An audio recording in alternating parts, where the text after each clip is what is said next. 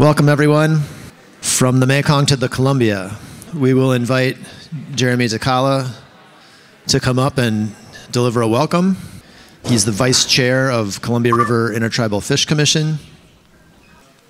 Nik Klawat, everyone. That means good evening in our language. It's good to see each and every one of you here, especially our honored guest, to be here in the Northwest. Thank you for the invite. My name is Jeremy Takala.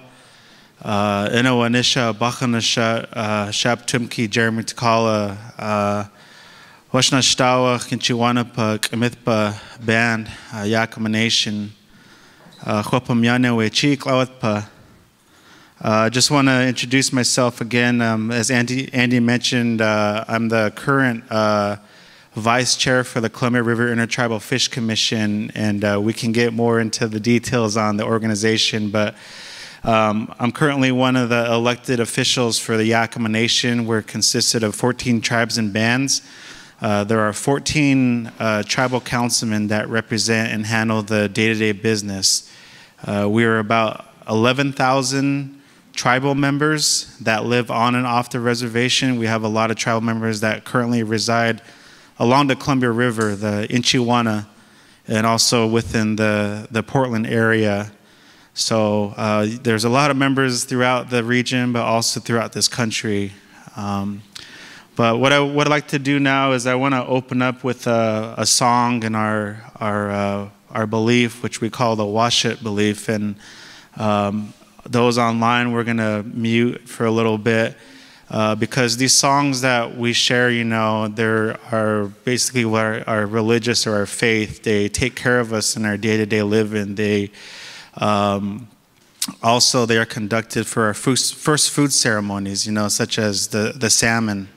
Every spring, you know, we honor our foods when they come back with a ceremony, and giving thanks and the respect for its return, but also the medicine that it provides us. You know, to the non-tribal, you know, they seem to consider it as just a food or a source of an economic value, but to us, it sustains us since the beginning of time. And the two gentlemen that are joining us from Yakama, you know, they come from the Big River. They live there year-round. You know, they never move to the reservation because that's their livelihood. That's where they come from. Our people are buried on both sides of the river, and there's ceremonies that are still conducted to this day. So the song I'll start off is just a prayer song, and if I could ask everyone to rise and not to record this or take pictures, and then we'll get the program going here. And again, it's just good to see each and every one of you here.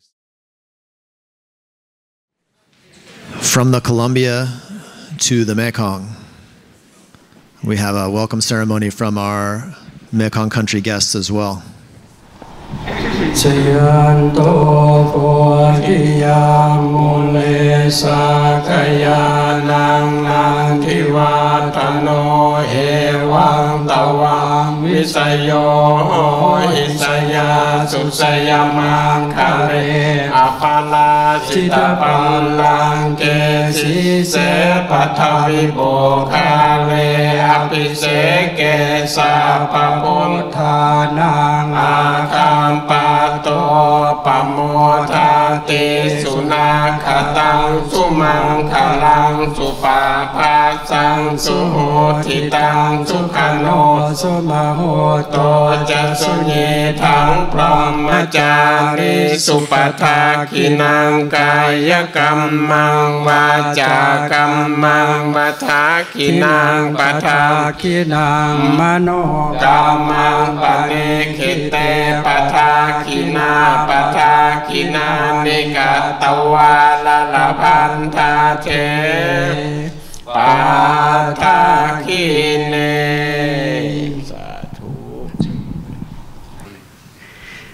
ก่อนอื่นก็ขอแสดงความยินดีแก่สาธุชน We would like to express gratitude.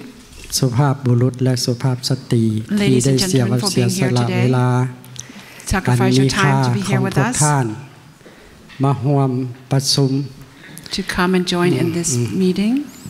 ก็ขอให้ สิ่งศักดิ์สิทธิ์หรือว่าพระผู้เป็นเจ้า May God the Lord or the sacred things จงคุ้มครองทุกทางให้มีแต่ความสุขและสิ่งที่พวกท่านมาร่วมกันในวันนี้ for coming here today ขอให้พระเจ้าจงคุ้มครองอวยพรให้สิ่งที่พวกท่านได้มาร่วมประชุมกันในวันนี้จงสำเร็จผลประโยชน์ for the benefit of all ดังที่ทุกท่านต้องการทุกผู้ทุกคน so that everything will be working out the way that you wish and have planned and hope for และขอให้พระเจ้าคุ้มครองและให้สำเร็จผลประโยชน์ดังที่พวกท่านตั้งใจ May the Lord God bless you as you have wished and bring you joy and happiness that you desired. Okay.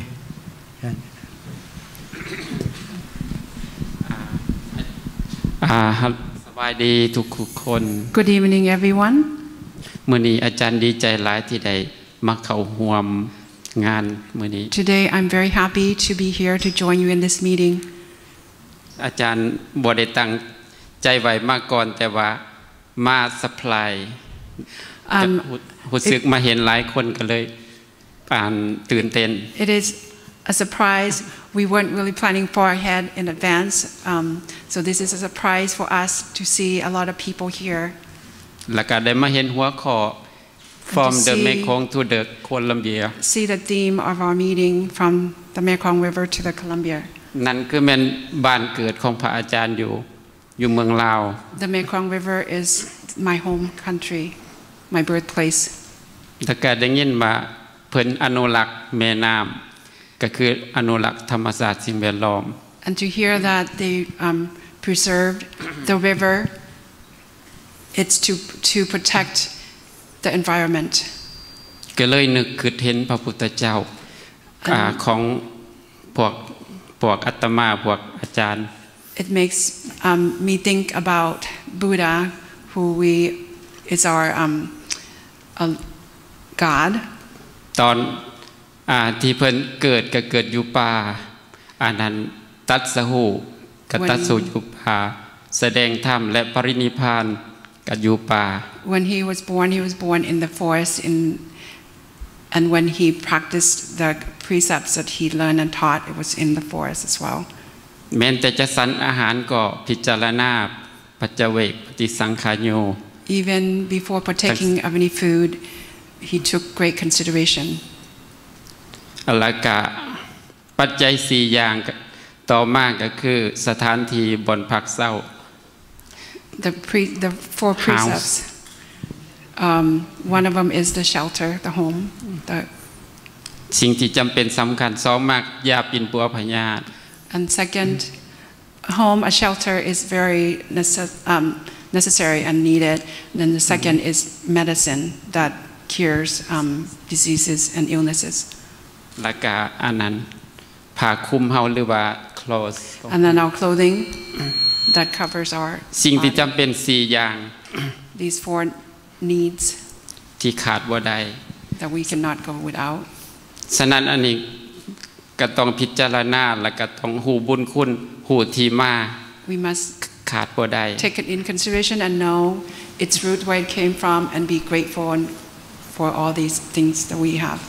และสิ่งทั้ง4อย่างนี้ก็คือเฮาได้มาจากธรรมชาติ And all these 4 things we receive from nature.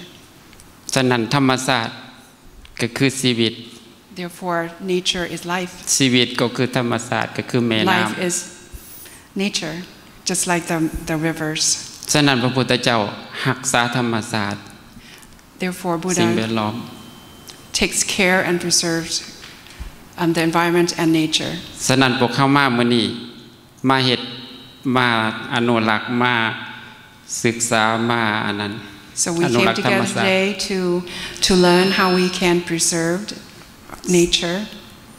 ซึ่งว่าพุทธาหรือว่าพุทธเจ้าเขาเป็นผู้หนึ่งที่รักษาอนุรักษ์สิ่งแวดล้อมเหมือนกัน And Buddha is one of the ones that preserves and protects and takes care of the environment and nature that we enjoy.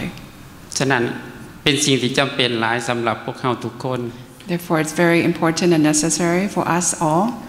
ขออนุโมทนาดีใจนำขอให้เวียกงานขอให้สิ่งที่พวกเขากำลังเฮ็ดนี้ให้ประสบผลสำเร็จ And I bless everyone that we will find success, be successful in the things that we are doing and desire to do to protect the environment. พยายามเฮ็ดต่อไป And keep จน going กว่าจะสำเร็จ until we succeed.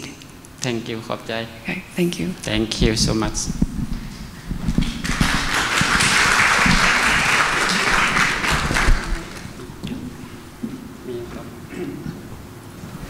Okay, so that the string that our venerable monks will share have been blessed, and they have done this before they came to prepare to share with us, because it takes some time,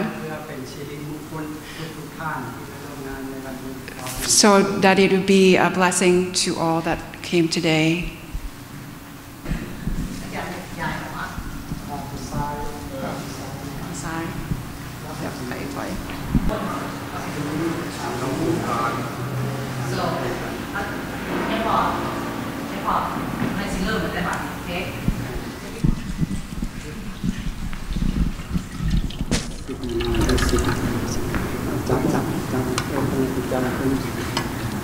We were told that the waters have also been blessed before they came.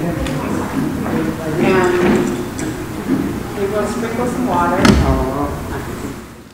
ย่างสิไปนะอายุวัฏโกนาวาตโกสิริวาตโกยาสวาตโกภารวาตโกวันนาวาตโกสุขาวาตโกโหตุสัพทุกขโลกพยาเวลาโสกาสัตตุจุปัฏฐวาอเนกาอันตรายาปิวินาสันตุจเตสสาสยสิทธิทานังโสธิภาคยังสุขังปาลังสิริอายุจวันโนจะโพคังบุติจะยาสวาสตวาสาจะยุจะชีวสิทธิภาวันโตเต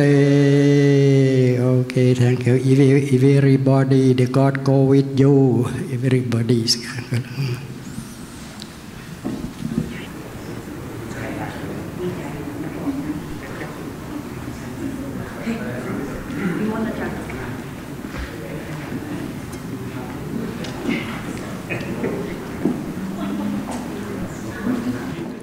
Thank you so much again, Jeremy Takala and the Venerable Monks. My name is Andy Stone, and normally I would say my affiliations at this point, you know, my titles or my degrees and those sort of things, and instead I'm going to tell you some stories in a minute. I want to thank the Asia Foundation for funding this event. Kruti received the Chang-Lin Tien Distinguished Leadership Award just yesterday, I believe, in San Francisco from the Asia Foundation. And as part of that award, he was able to choose where he would like to go for a short fellowship. And there were people that wanted him to go to Washington, D.C. and meet senators and the heads of large foundations. And there were other people who wanted him to go to Michigan State University, where we have some very close friends and colleagues, researchers, and funding for that type of work. And he chose to come here to meet all of you, specifically you who are in this room today. We've been talking about this for 11 years. Also, Portland State University, Hatfield School of Government, the Public Administration Department is hosting us. Thank you very much to be hosting us here at the Native American Student and Community Center. All that just fell into place a little bit by chance, and we're so grateful. It's such an appropriate place for us to be. And we're really here because of people who work at the Columbia River Intertribal Fish Commission. Elaine Harvey, Andrea Tully, Wilbur Slockish, who came to the first exchange we did 5 or 6 years ago with our colleague Seng Long from Cambodia. Lottie Sam and the rest of the Yakama Nation people that have been supportive. Julian Matthews is here from Niwat Protecting the Environment. And numerous other people. And especially also I want to thank for all of us and for Kruti too is our community in Khong in Thailand, and the communities up in the north that we work with, Hueluk, Ban Sao, Pong Kong, where we have youth programs. Our youth are watching online. It's in the morning, Saturday morning for them, a little bit early. And other communities like Song Pinong and Hat Bai, where we spent quite a bit of time. My affiliation, I would say I'm just a guy who's interested in the Mekong and also the Columbia. So I first saw the Mekong River in 2009 in Khong, and I said, this is the Columbia River, but maybe 50 or 100 years ago. You can just tell by looking at the traffic on the water. And something kind of grabbed me personally.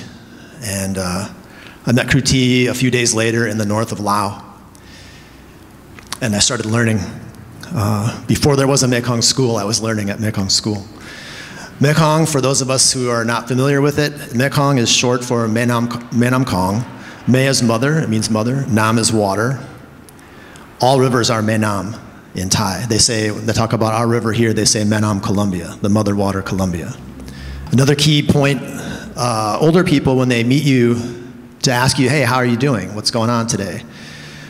They will say, Kin Khao, have you had rice yet? Not just have you eaten, but have you had rice? And you can't grow rice in a paddy field without water, sharing water between neighbors and sharing water even between villages. So by asking you if you've had rice yet, it includes the culture of water and Menam. Pardon my pronunciation.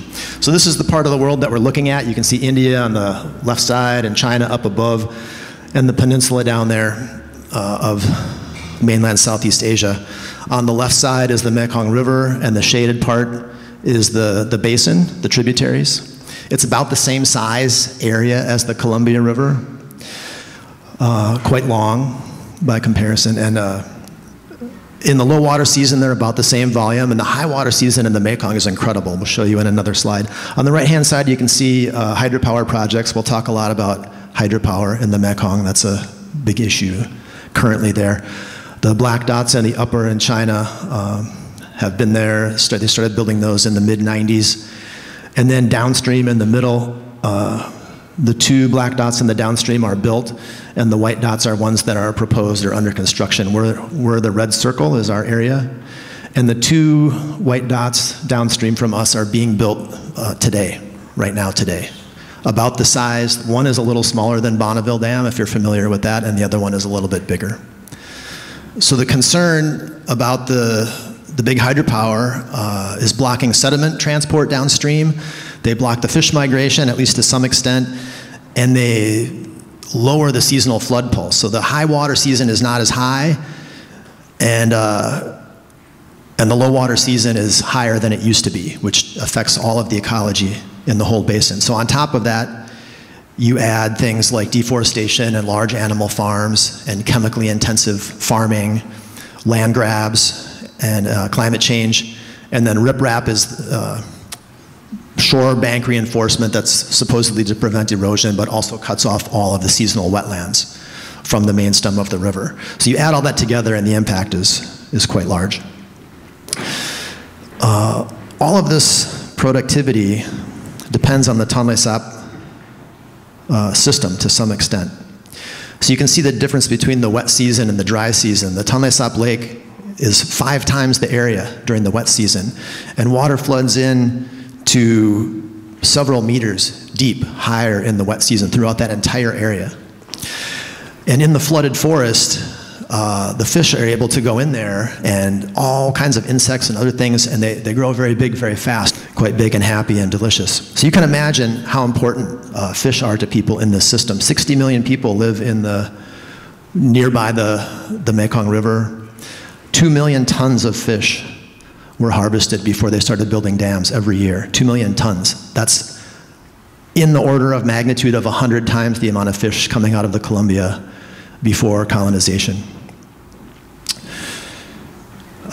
So they talk about the Tonle Sap as like the beating heart of Cambodia. So I'm going to play this again.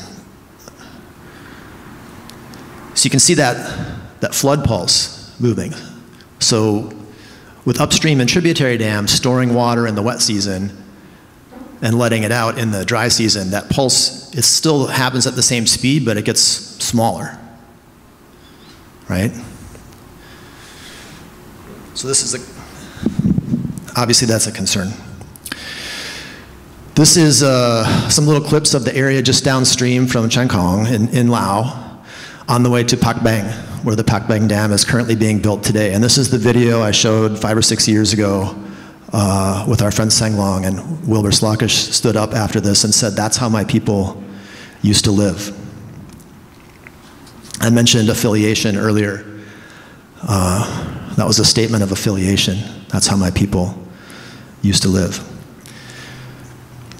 So we know the story in the Columbia River. It's very familiar. I already had somebody here tonight ask me about what's going on with hydropower over there. And so this is the area we're looking at for our people online who are not familiar with the Columbia Basin. This is the Columbia Basin. The purple line is the main stem, and that huge spider web down in the bottom right side is the Snake River tributary. That's some of the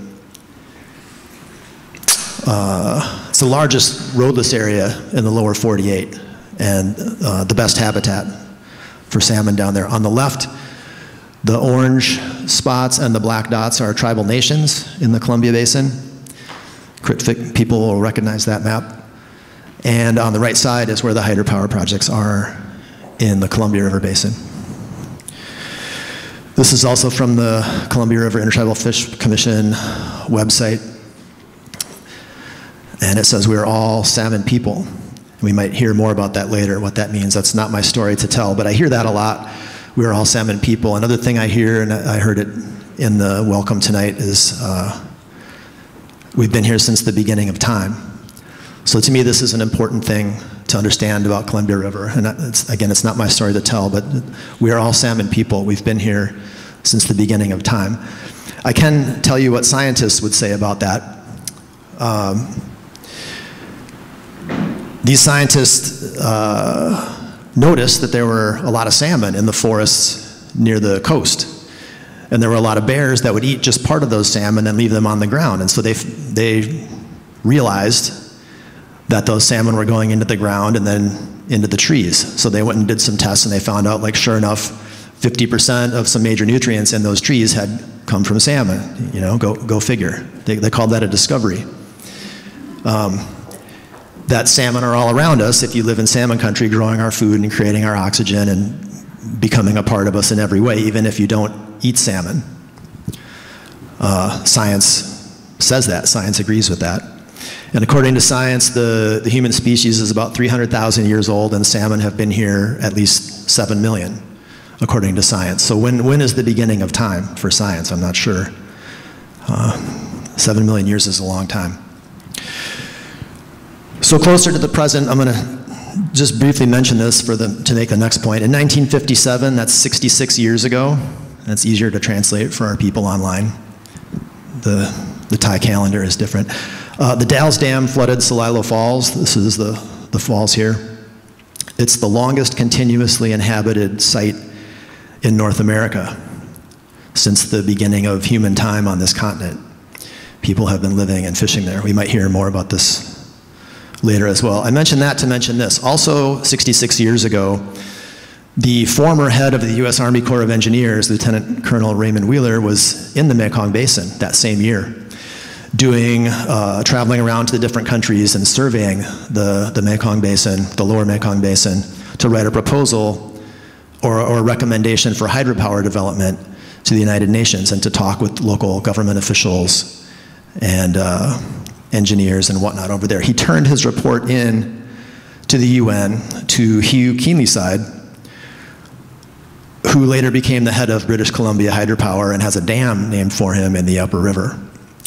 So the mindset, the European-American engineering vision of what a river is, was taken to the Mekong River at least 66 years ago in discussions with the government officials and the academics and engineers at that time in the Cold War period. So there's a section here, I hesitated to talk about this, you know, because we want to have a good time tonight. And I asked a friend of mine, from Laos, what do you think about talking about this in the session? And she said, you must. because we had done nothing. So on the left is a poster from that Cold War period saying what the hydropower was for in the Columbia Basin. And on the right here is someone who remembers before the Dalles Dam was built. They built dams and they built aluminum plants for defense. They were afraid of Russia. Economics is all built on fear. And who are they afraid of now, you know? That's from about 10 years ago, that interview. I have that voice in my head and the rest of the 20 minutes or so that we spent with Ed all the time. So who were they afraid of? They were afraid of Russia, but the planes and the ships that were built at that time didn't go to Russia. 57 years ago, so 10 years after that dam was built, a secret war started in a country of 3 million people spread out over an area the size of Oregon. And the people of Laos at that time mostly were rice farmers, didn't have electricity or motor vehicles.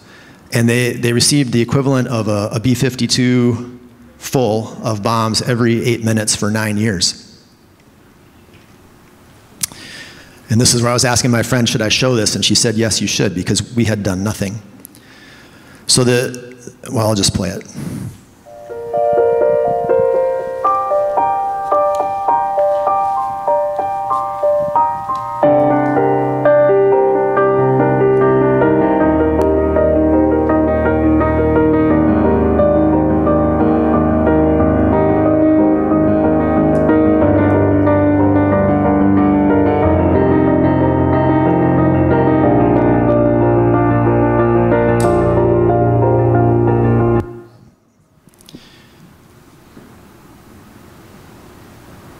That was possible because of the wealth and power of the Columbia River was used to make aluminum. And the aluminum was sent to Boeing in Seattle to make B-52s and Chinook helicopters. So the Chinook salmon were stopped from going upstream to make these things. And the Lao people used the war scrap. They would dig, this is not news to some people here, half the room knows this, salvage that and melt the aluminum and make things to eat with. Kin Khao, have you had rice yet?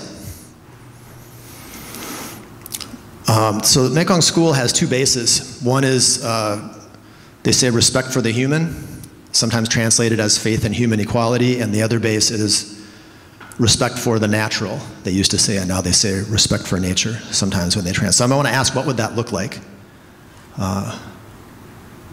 in our relationship with the river? What would that look like to have respect for human equality and respect for nature?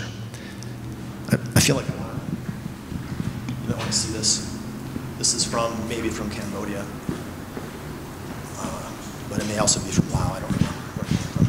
But that's likely Columbia River aluminum in that spoon from the aluminum smelters on the shore there.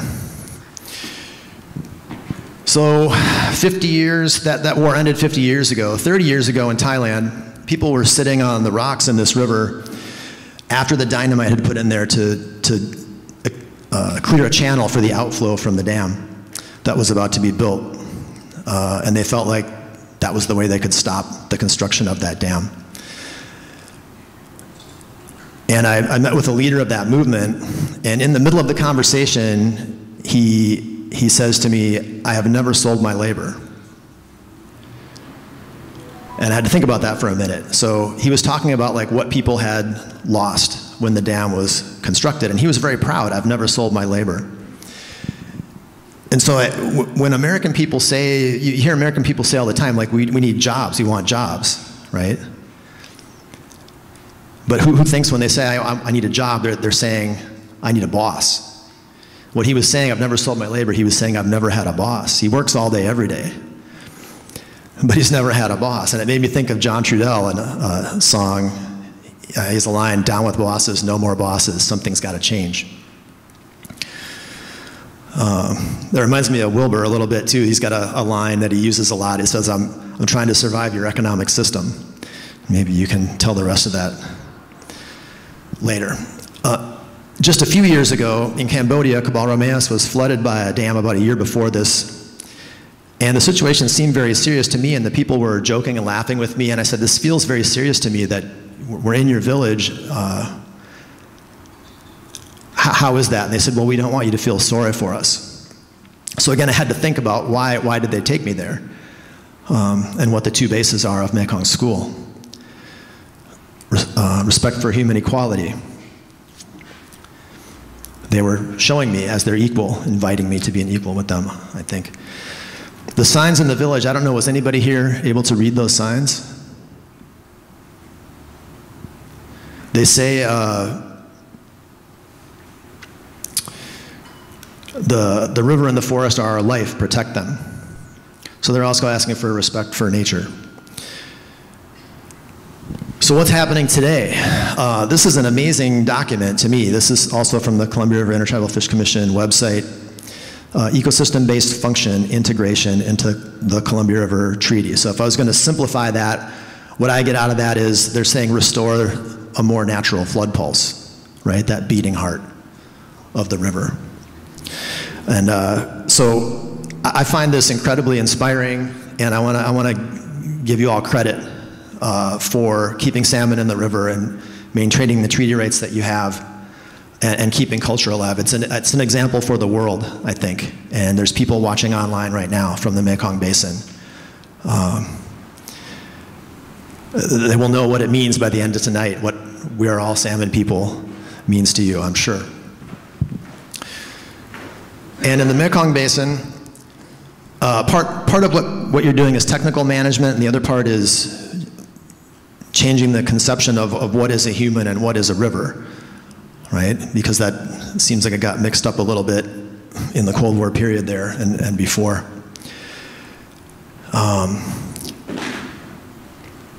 Yeah, respect for the human and respect for the natural. So I had 10 or 11 years ago when I started returning to the Mekong Basin after the first time in 2009, I had a vision of this right here, what's happening right now, and specifically some of you that are here tonight. And you can see what we're doing over there. We had this meeting back in January that's on the video right now. And we have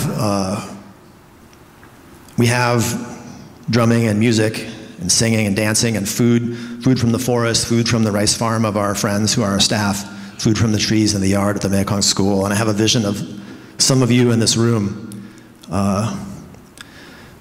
visiting there and spending some time with us on the shore of the Mekong River as well. There's so much to be gained here. So this is the poem I have in my head, or the words I hear: Mekong, Menam Khong, Kin Khao. I've never sold my labor. I'm trying to survive your economic system. That's how my people used to live. When I was telling the story of Cabal Romeas, Elaine Harvey interrupted me. The people had said to me, I said, why are you still here? It seems very difficult. And they said, we can't leave the bones of our ancestors. And Elaine said, that's just like us. And we are all salmon people since the beginning of time. And I hear people of Kriti's age in that community say, I am a son of the Mekong. I am a son of the Menam Khong, the mother water. And I told our team 5 years ago, when you're ready to go to the Columbia, you should come. If you invite them, if you invite Columbia River people, they will come because they already know, and you're here. And I thank you so much for coming this evening. So I mentioned affiliation in the beginning. I looked up the word affiliate, and it comes from a Latin root. It means to adopt a son. And you have already done that, interacting over the last 2 months, getting ready for this. I speak for myself, thank you so much, and Kriti will speak for himself and Mekong people watching online. Okay, good evening. สวัสดีครับก็ขอสวัสดีผมใช้คำว่าลูกแม่น้ำดีกว่านะครับลูกแม่น้ำทุกท่าน He wants to say hi to everyone and he called himself a son of Mekong River. ถึงแม้เราจะเป็นคนละลุ่มน้ำคนละแม่น้ำแต่เราก็เป็นลูกแม่น้ำเหมือนกันนะครับ In a different river we are all son of the river ถึงแม้อยู่คนละฝากโลก Although we live in a different side of the world แต่เราก็อยู่โลกใบเดียวกัน But we are living in the same world เพราะฉะนั้นผมไม่อยากใช้คำว่าฉันกับเธอนะครับวันนี้ I don't want to use me or you yours or mine ผมอยากใช้คำว่าพวกเรา But let's use we and us นี่คือสิ่งที่ผมอยากเห็นและอยากให้เกิดเรื่องนี้ก็คือคำว่าพวกเราเป็นลูกของแม่เป็นลูกของแม่น้ำทุกๆคน That's what he wants to see in the world that everyone identify themselves as human and son of the river and son of the world together ครับก็วันนี้ในฐานะผมเป็นลูกแม่น้ำคนหนึ่งก็คือลูกแม่น้ำโขงนะครับก็รู้สึกตื่นเต้นและยินดีมากที่ได้มาเห็นแม่อีกคนหนึ่ง As a son of Mekong River he feels very excited and happy to meet all of you guys today and also son of another river on the other side of the world ทั้งแม่น้ำโขงและแม่น้ำโคลัมเบียเนี่ยผมคิดว่าไม่ได้คิดว่านะครับมันเป็นแม่น้ำที่สำคัญของมนุษย์ทุกคนนะครับแต่ว่า Both rivers are very vital important for all humans แม่ของเราในโลกใบนี้กำลังถูกทำลาย But our mother nature and the rivers are being destroyed ถูกทำลายจากลูกของตัวเองนั่นแหละ By their own sons or us human ลูกที่มันไม่เคยรู้จักบุญคุณของพ่อแม่ลูกที่มองแม่เปลี่ยนแม่เป็นเงินเป็นทอง The sons and daughters that change their mother nature or the rivers into just monetary value ทำลายแม่ของตัวเองเพราะความต้องการของตัวเอง and destroying the mother nature because of their own needs ซึ่งไม่ว่าแม่น้ำโขงหรือโคลัมเบียนะครับซึ่งสิ่งที่ผมได้รับทราบก็คือแม่น้ำโคลัมเบียจากแอนดี้แล้วก็จากการติดตามนี่ก็รู้ว่าแม่น้ำโคลัมเบียเนี่ยก็ถูกทำลายมา70-80 ปีมาแล้ว And I know from Andy and everyone in the networks that Columbia River has also been destroyed over the past 70 to 80 years ago ก่อนที่แม่น้ำโขงของเราจะถูก Even before what happened in Mekong River ซึ่งสิ่งที่เกิดขึ้นกับแม่น้ำโคลัมเบีย70-80 ปีก่อนเนี่ยขณะนี้กำลังเกิดขึ้นกับ What แม่น้ำโขง happened to the Columbia River in 70 years ago is now happening to Mekong River as well สิ่งที่เกิดขึ้นกับแม่น้ำทั้งสองสายแล้วก็ทำลายแม่น้ำทั้งสองสายเหมือนกันก็คือการสร้างเขื่อนในแม่น้ำ which is the construction of the dam เขื่อนได้ทำลายทุกสิ่งทุกอย่างที่แม่น้ำเคยอุดมสมบูรณ์ The dam has destroyed what the rivers used to give us or used to be ผมเคยฟังเรื่องราวของแม่น้ำโคลัมเบียว่าเป็นแม่น้ำที่อุดมสมบูรณ์ไปด้วยแซลมอน I have heard a lot about Columbia River as a very resourceful and peaceful river วันหนึ่งแม่น้ำก็ถูกทำลายแซลมอนก็หายไปด้วย But one day the salmon disappears everything is destroyed ซึ่งขณะนี้แม่น้ำโขงก็เริ่มถูกทำลายโดยเขื่อน And now Mekong River similar things are happening to the rivers as well ปลาจำนวนมากมายในแม่น้ำโขง A lot of fish species กำลังลำบากกำลังเริ่มลดน้อยถอยลงไป are decreasing โดยเฉพาะปลาชนิดหนึ่งที่เราถือว่าเป็นปลาที่สำคัญของแม่น้ำโขง Especially one of the very important fish พี่น้องโคลัม species เบียให้ for ความสำคัญกับปลา Mekong แซลมอน River Similarly to how you see the salmon species here for Columbia River นั่นคือปลาที่ผมบอกว่าเป็นปลาที่สำคัญของแม่น้ำโขงและกำลังถูกทำลายและเริ่มลดลงไปจะถึงขั้นถึงสูญพันธุ์ก็ได้นั่นคือปลาบึก That fish is the giant catfish ซึ่งเป็นปลาที่ใหญ่มาก which is now close to extinction is a very huge fish ตัวหนึ่งประมาณ300 กิโลกรัม about 300 kilograms ยาวประมาณ3 เมตร 3 meters long นี่คือสิ่งสำคัญอันหนึ่งของธรรมชาติที่ให้มาที่กำลังจะสูญพันธุ์ไปจากน้ำมือมนุษย์โดยการสร้างเขื่อน This is what the nature give to us and now it's being taken away from us by the dam construction เพราะฉะนั้นวันนี้ผมถือว่าเป็นวันที่สำคัญวันหนึ่ง So today is a very special occasion ผมรอวันนี้มานานรอมาเพื่อจะได้มาแลกเปลี่ยนมาพูดคุยกับแม่น้ำโคลัมเบียซึ่งถูกกระทำจากเขื่อนมา 7-80 ปี to learn about your experience about the dam construction to your river อยากมาฟังเรื่องราวของแม่น้ำโคลัมเบียแล้วก็อยากมาเล่าเรื่องราวของแม่น้ำโขง and also wants to tell our story about Mekong River แม่น้ำโคลัมเบีย to all of you แล้วสิ่งหนึ่งที่ผมหวังไว้ถึงแม้ว่าชีวิตผมอาจจะไม่ทันได้เห็น One of the things I really hope for, even though after my life has ended, นั่นคือการเอาเขื่อนออกจากแม่น้ำโขงเหมือนกับขณะนี้กำลังเอาเขื่อนจาก which is to remove the dam from the Mekong River, just like how the dam is being removed from the Columbia River. ผมอาจจะไม่ทันเห็นแม่ I'm น้ำ not โข sure ง if I will live to see that day, ที่จะฟื้นคืนกลับมาอีกครั้งหนึ่ง to see the Mekong River revive its life and back to normal state again. แต่ผมหวังว่าการเดินทางมาแม่น้ำโคลัมเบียเพื่อหาประสบการณ์และแลกเปลี่ยนพูดคุยกับลูกหลานของแม่น้ำโคลัมเบียว่าทำอย่างไร I really hope the conversations and exchange of discussions today, I want to learn and take those insights to apply to how we can remove the dam from the Mekong River and revive the nature again. ซึ่งขณะนี้แม่น้ำโขงของเรากำลังเริ่มป่วยหนักเรื่อยๆเพราะว่าเขื่อนในแม่น้ำโขงก็เพิ่มมากขึ้นเรื่อยๆ A lot of dams are increasing around Mekong River. เพราะฉะนั้นเราคิดว่าในอนาคตแม่น้ำโคลัมเบียคือบทเรียนที่ยิ่งใหญ่ We think that the lesson learned from the Columbia River protections is something that the son of Mekong River could apply to the situation and help protect the environment at the Mekong River.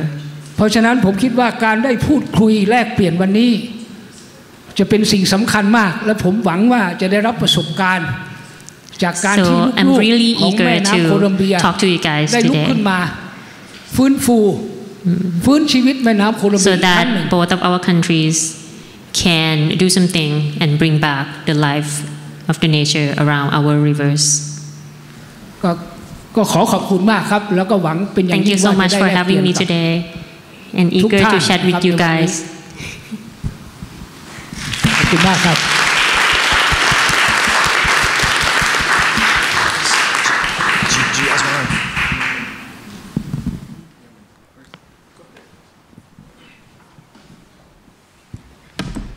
Good evening. Good evening, everyone. Once again, my name is Jeremy Takala. I am currently serving my first term for the Confederate Tribes and Bands of the Yakama Nation. As I mentioned earlier, we're a treaty tribe that was signed in 1855. Currently, we have about 11,000 Yakama Nation tribal citizens. We have 14 elected officials that serve as the council that handle the day-to-day business. My role for the council is I serve as our Fish and Wildlife Chair, our Law and Order Chair, and our Legislative Chair. I currently reside upriver just north of the Dalles, so I live off reservation, so I commute every day to the reservation. And the reason being is because my family is of the river. We recognize us as the Wanathlama, which means the river people, or as Andy had in his slideshow, the Waikonishpa, meaning salmon people. You know, I just hearing the story today from our honored guests, you know, it hits home, you know, where a lot of our ancestors have been impacted by the hydro systems, and it's still to this day, it's impacting our people where the federal obligations have never been met to this day. You speak about 70, 80 years ago, those obligations have never ever been met. And just kind of speaking from the history, you know, the displacement of our people was burial grounds being flooded, village sites being flooded, fishing sites being flooded. A lot of that work has taken place with relocating burial grounds. When you're talking about burial grounds, you're talking about massive burial grounds and then just in one area.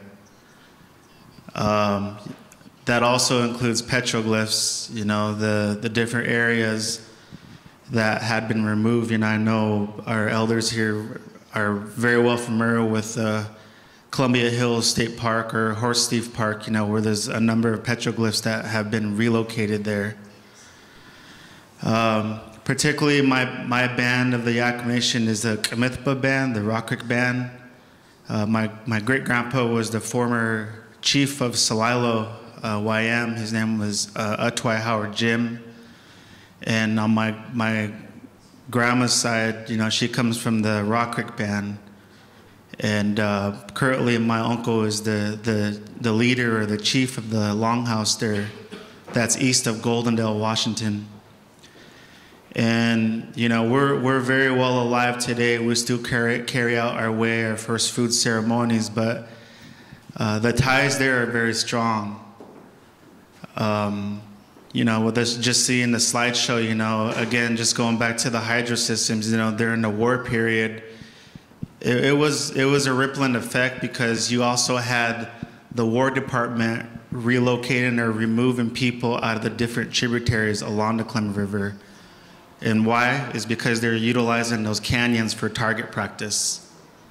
And so therefore, you know, they were removed again and relocated to where I currently live, just north of Goldendale.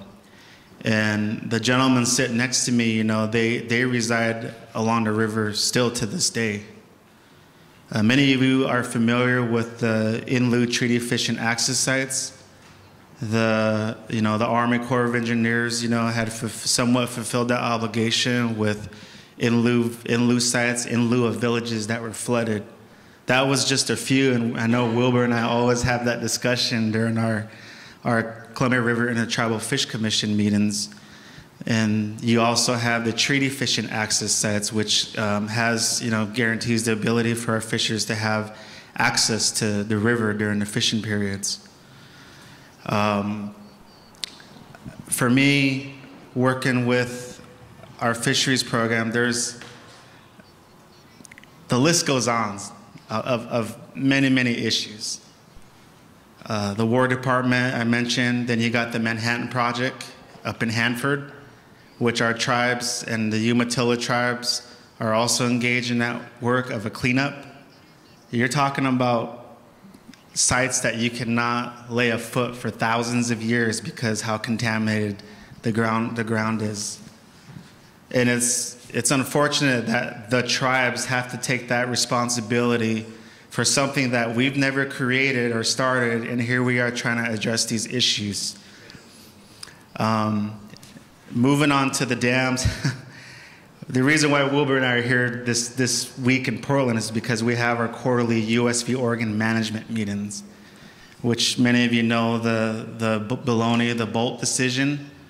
So that's a part of our court order is to have the 50-50 share with the states, meaning the tribes and the states of Washington, Oregon. And so, you know, we're a part of our responsibility is to keep the livelihood of the salmon alive to avoid extinction. Many of you know, there's been a lot of discussion on the removal of the lower Snake River dams. And we know why the benefit is there is because if the removal of those dams occur, then we will avoid the extinction of salmon and steelhead species. But we all know with, you know, the politics that it takes an act of you know, a congressional act to get this actually moving forward. The reason why I feel like this is a very good opportunity to talk about this because the Yakama Nation, the Umatilla, the Nez Perce, and the Warm Springs tribes, along with our technical support, which is the Columbia River Intertribal Fish Commission, we've been addressing all these issues, but they're never ever congressionally funded. You have hydro operations, you have failing infrastructure, which means the dams, ladders, hatcheries, supplementations. You have predation problems now because the Columbia River is no longer free. It's a system of lakes or pools. You have predation problems, which you have sea lions coming up. You have other seagull colonies, Nakoms, that prey on outmigrating smolts. You also have invasive fish species that also prey on the smolts that's outmigrating to the ocean.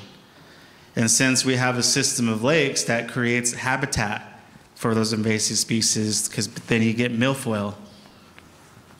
You also have the sedimentation problem, which I heard, in the presentation that we're dealing with. When you guys go up to Columbia River, you're going to see islands that's stretching out from the Hood River, the Klickitat, the Deschutes, that's stretching out halfway out to the Columbia River. And that's an area that's very easy for prey to basically get at our smolts, and it also delays the adults to return in their tributaries. We have that same issue in the Yakima River Delta, where we have a legal causeway that was built, and adults will not return because the water is way too warm. And so it's not guaranteed that we'll have a good return of adult spring salmon. And the other issue is Columbia River housing. The Corps promised to build homes to those that were flooded due to the construction of the dams. Still to this day, 2023, there has never ever been any housing construction in lieu of the sites that have been flooded. And our people are grown. The country is in need of homes, but we've been in need of homes since the beginning of these dams that were constructed. So every time we talk about anything dealing with the Columbia River or its tributaries, it's very exhausting, but yet we have a future to look forward to. Just like, our honored guests and the people that you're advocating for, the resources, the environment. There are possibilities. You talk about dam removal. In 2012, we did remove the Condit Dam on the white salmon. That following year, we had a return of steelhead and coho already flourishing upstream. Because why? Above the former Condit Dam, it was pristine habitat for those anadromous fish species to spawn. And so that is the mission of our fisheries program at Yakima Nation, is to honor, protect, and restore.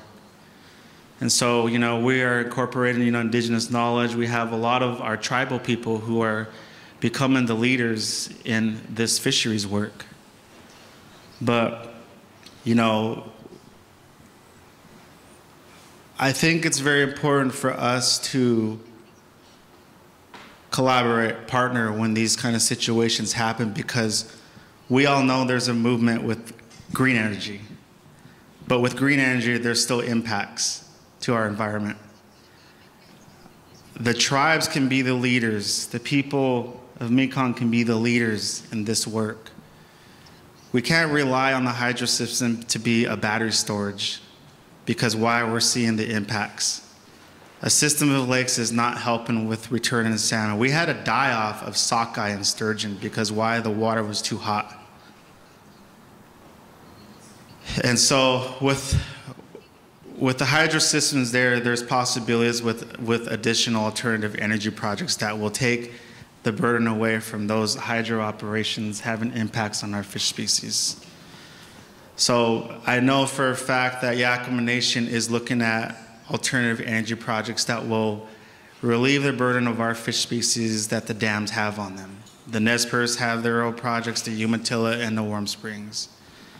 And so we've been getting, a lot of attention by the current Biden administration with the presidential memorandum that talks about having all the federal agencies at the table to do something different, to not continue business as usual. Because why? It hasn't been working since the 30s.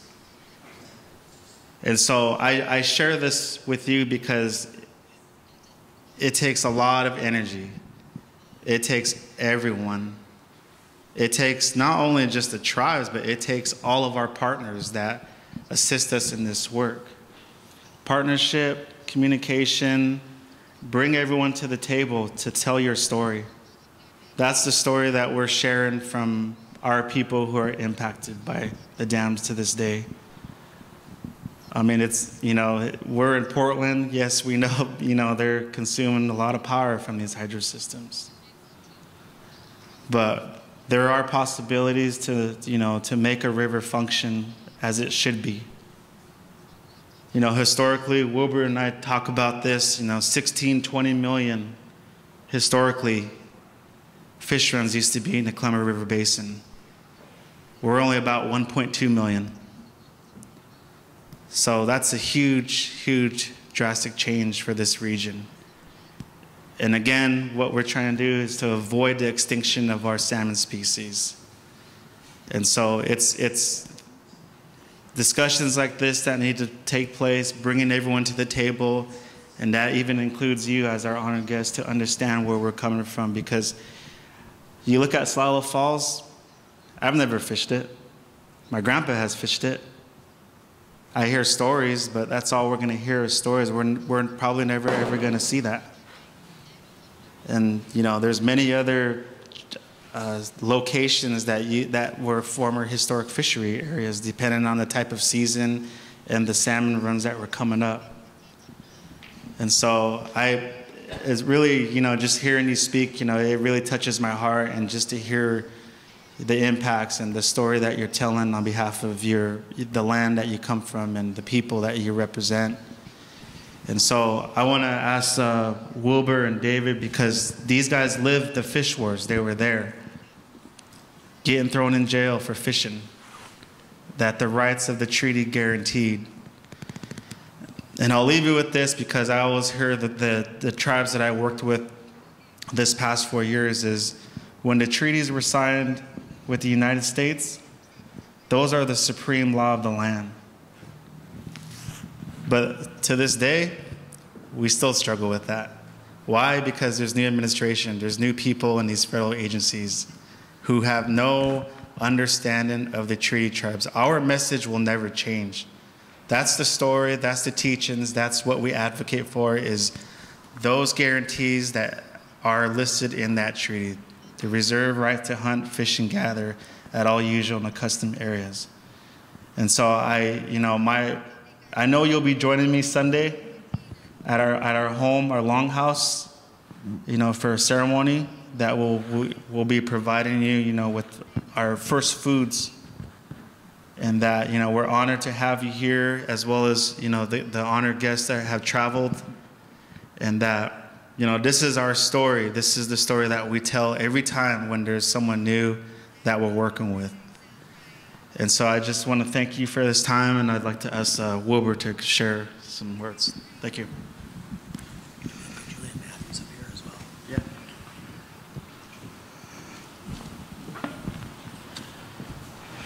Yeah, one of the things there too, they make promises when they build these dams.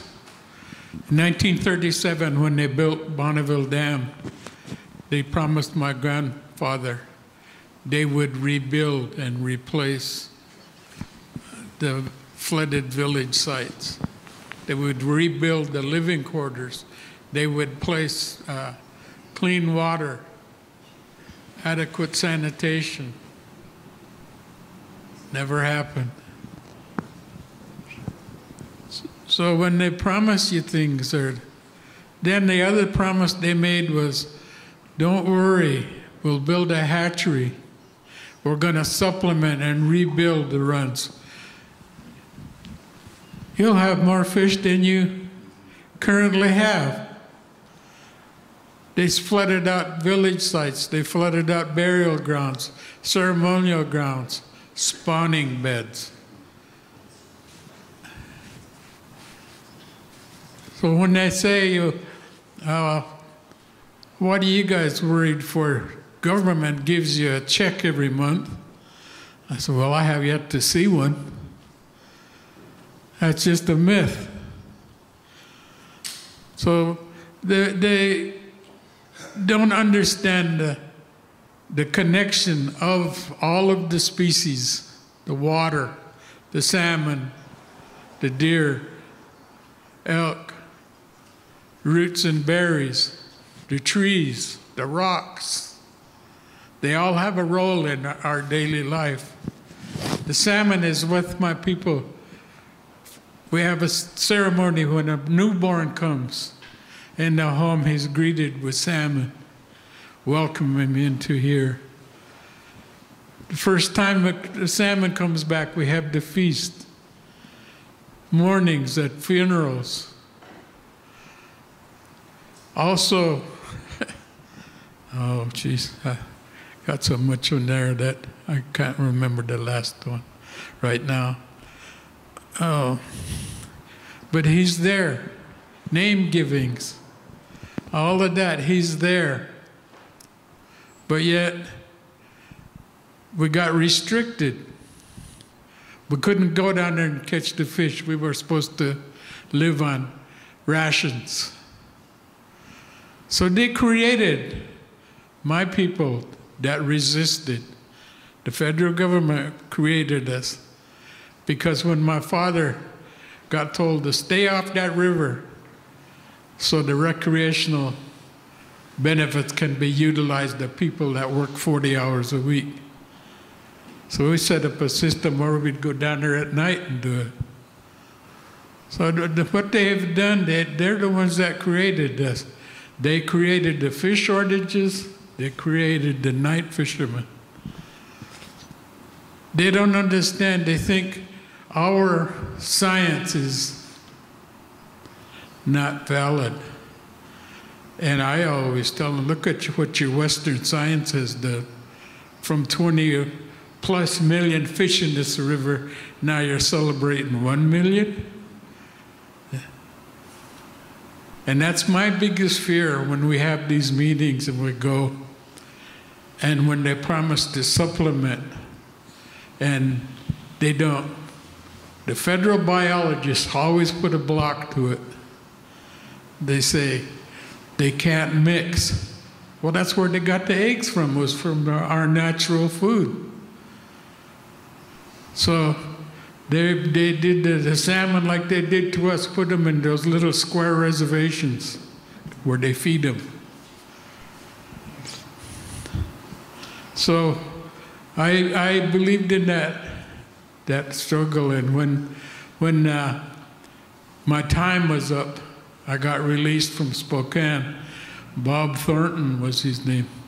He asked me, how much money would you want if we could give you some money? And I looked at him and I started laughing. I said, what I want, I don't think you can give me. And he asked me what it was. And I said, I've missed out on my youngest son. I've never got to see him learn to walk, learn to talk, have his name given. That's what I want. Can you give that to me? He said, no. I said, well, see, your man-made laws aren't as powerful as you think they are. And he said, I've never heard anybody say, they all want money, lots of money. But we were rich people before those dams, because we never had to turn a plow. The foods came back naturally, seasonally, as long as we took care of it.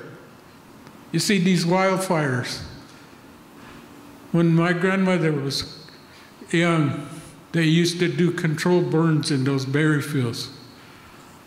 And all of the little kids had to line up and fill the deer belly, the elk belly with water so they could control that burn. And the berries would be big. Western science said that wasn't good. Look what it's done. Look at the forest fires. This is Western science that right now they're saying Western science will fix it. 1977, they said, give us 5 years and you'll have all the fish you want. 2023, we're still waiting. So when they promise you, we'll build you a hatchery, they're the ones that's going to dictate when you can fish, because it's their product now. They're going to tell you the numbers in it, and they're going to tell you conservation. You need to practice conservation. but yet they can pollute the river. All of their things. You heard about that aluminum plant. We got blamed for 40,000 missing fish that this Indian mafia family on the river caught that many fish and distributed it. But yet, the aluminum plants, Martin Marietta, when they got wind of that, they sold out. They went to another company. But they were pouring those fluorides into the river. And that fish couldn't follow his trail back to his. And that's what I was told. The salmon, when they are spawned and when they go and the smolts are starting to go, they've got that water smell ingrained in them. And when it goes out from the tributaries, it goes out into the main stem. So that's why they move. They're looking for that scent. Oh, you're not a biologist, you don't know what you're talking about. Then they asked me where my degree was. I said, well, my grandparents and my father didn't write me one. So, you know, there's similar things here. I didn't really hear a lot of the promises made because he never mentioned those. What they promise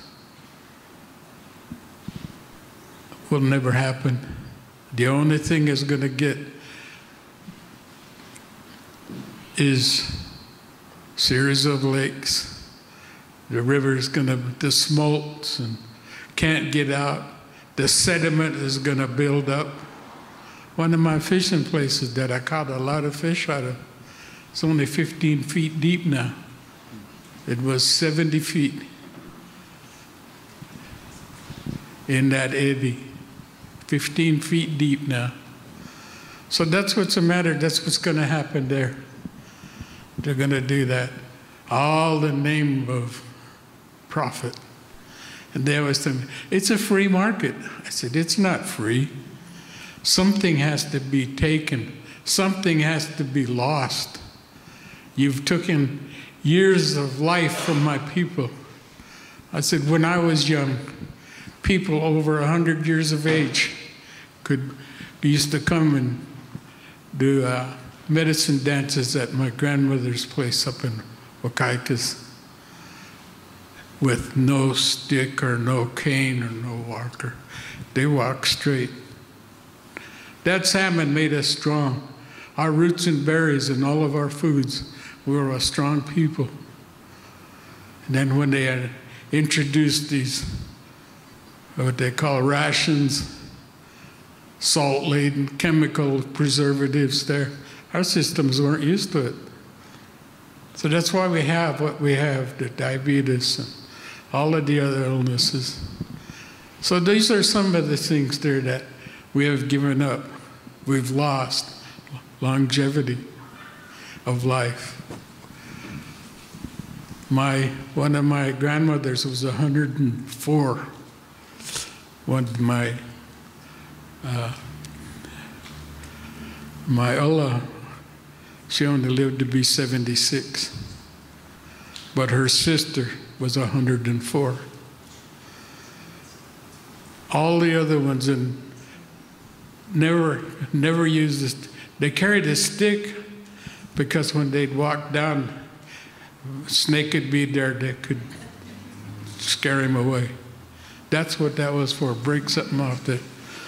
So, but we were a people that should be grateful for what the government has gave us, because they gave us land, they gave us fishing rights, they gave us all of these things.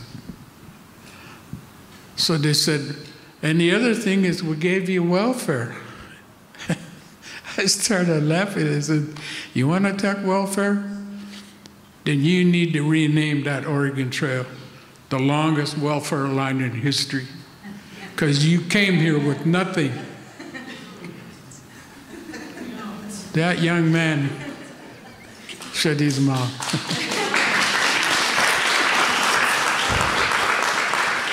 So when I speak, these are my personal experiences, what I went through during that time. Because when my father would go down, we used to have to sit there with a flashlight and flip it at him, and he would get away from the river.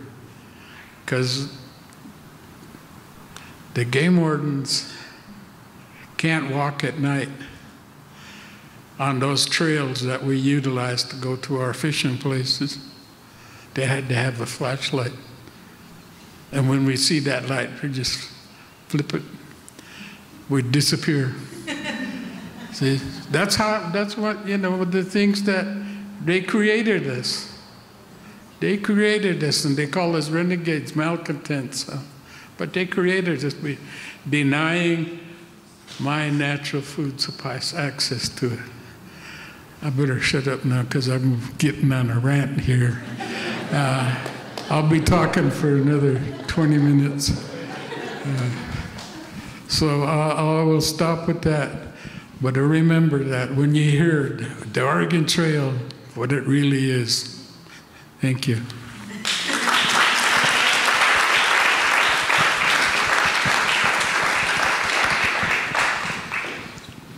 Hello, my name's David Sohappy. My Indian name is Wasakan. It just doesn't mean anything, but it's just a name my father gave me. My father taught me a lot of things about fishing. I've been fisherman since 1963. Over 60 years I've been fisherman. I'm still fishing. It's kind of sad where we have to go out there and steal our own fish. The crate here, he put the salmon there for us. The salmon stepped forward. I'm going to take care of my people. Same with the deer, he stepped forward. All those, the roots, the berries. They said they'd take care of the Indian people as long as we honor it on their first food feast. So we still do that to this day. We share it with people, pray over it. It's not commercialized. The government promised us a lot of things.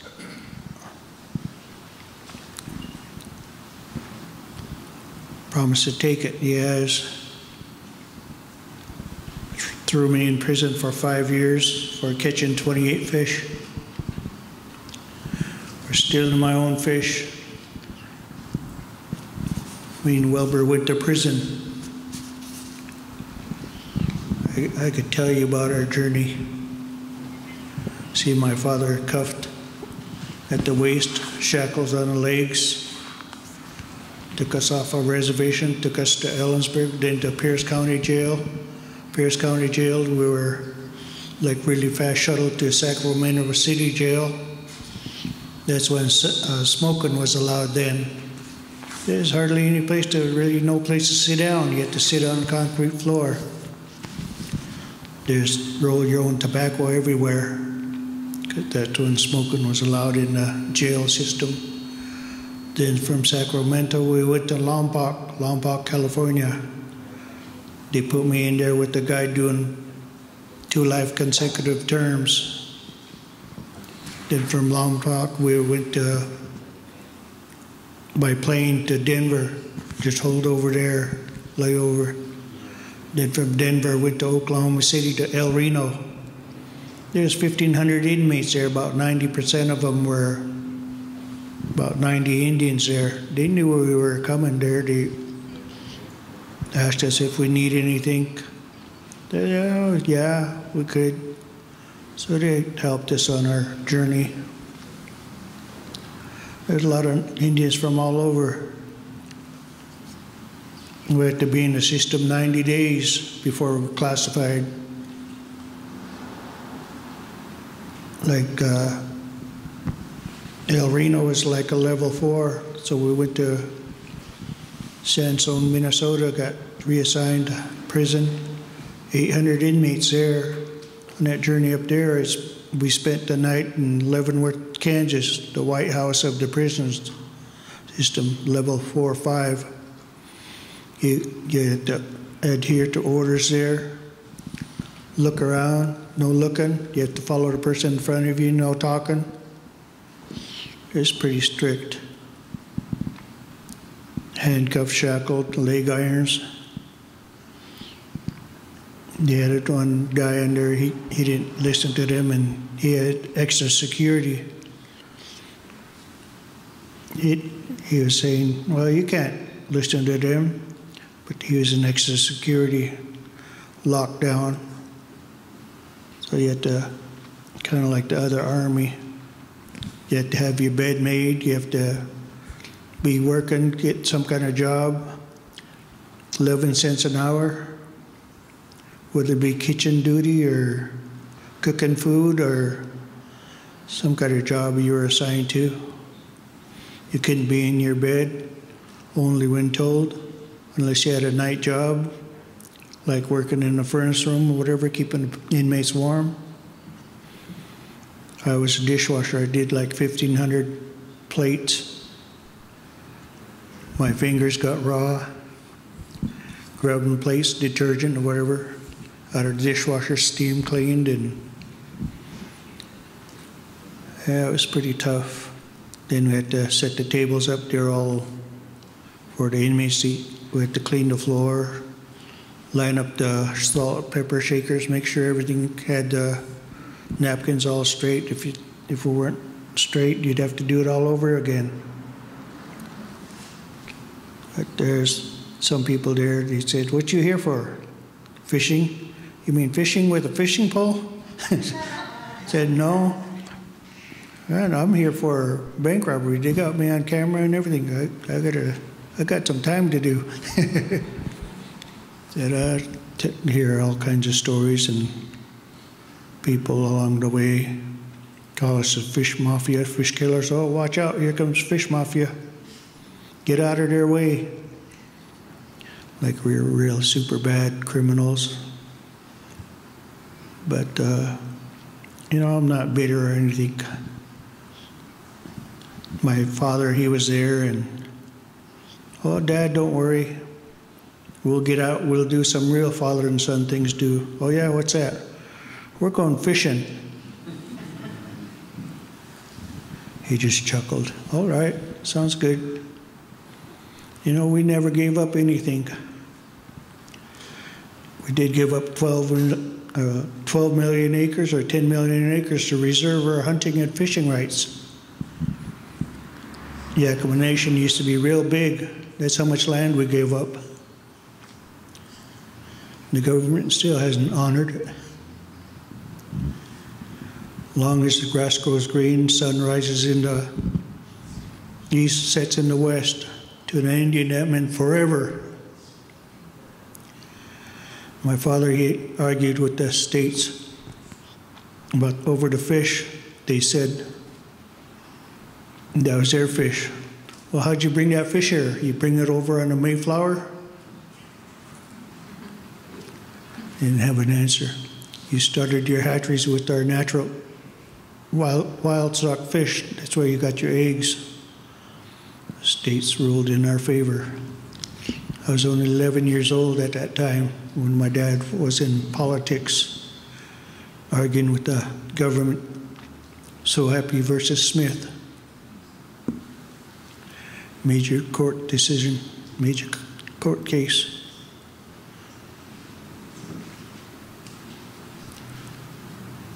You know, he's a pretty wise man. He only had a 6th grade education. You know who's going to downfall the earth?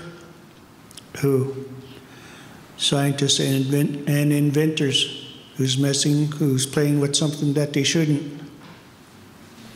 I worry about our fish in the ocean. All the microplastics out there. Even in the foods we eat today, cancer causing.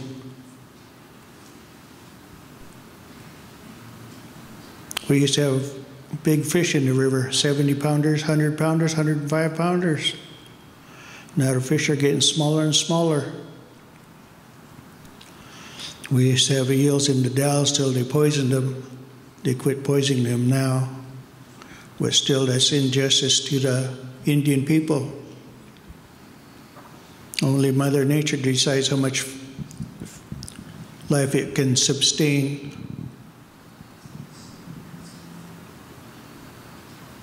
That was my father's words. He's right. Signed that agreement, it releases it. We signed, we were wrong. And they Oh, were right. okay. Yeah. I went to the parole board.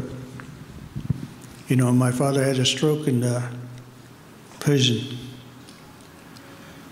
Like we were getting out early, we'd hear, and it's just like slammed him down on the floor. And after a while, they put me in there with him, and, oh, Mr. Sohappy, only way you're going to get out early is if you sign a letter stating that you're sorry. My father told him, if anybody owes anybody an apology, you owe us an apology. You know, my father was right.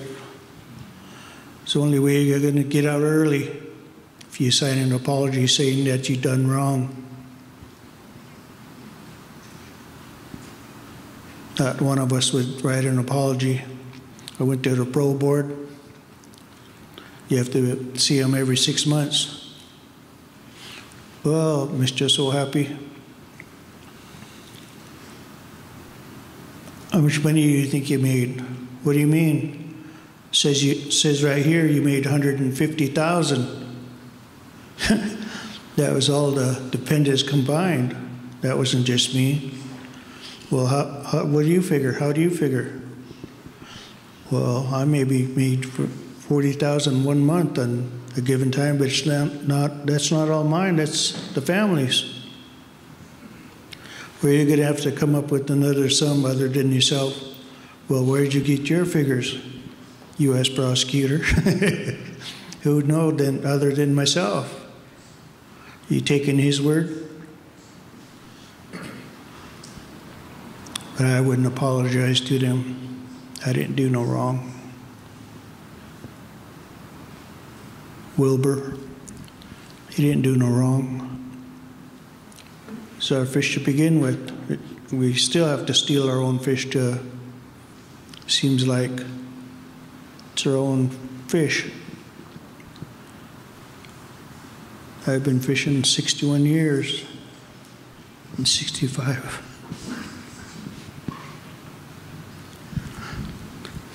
I'd like to thank you people.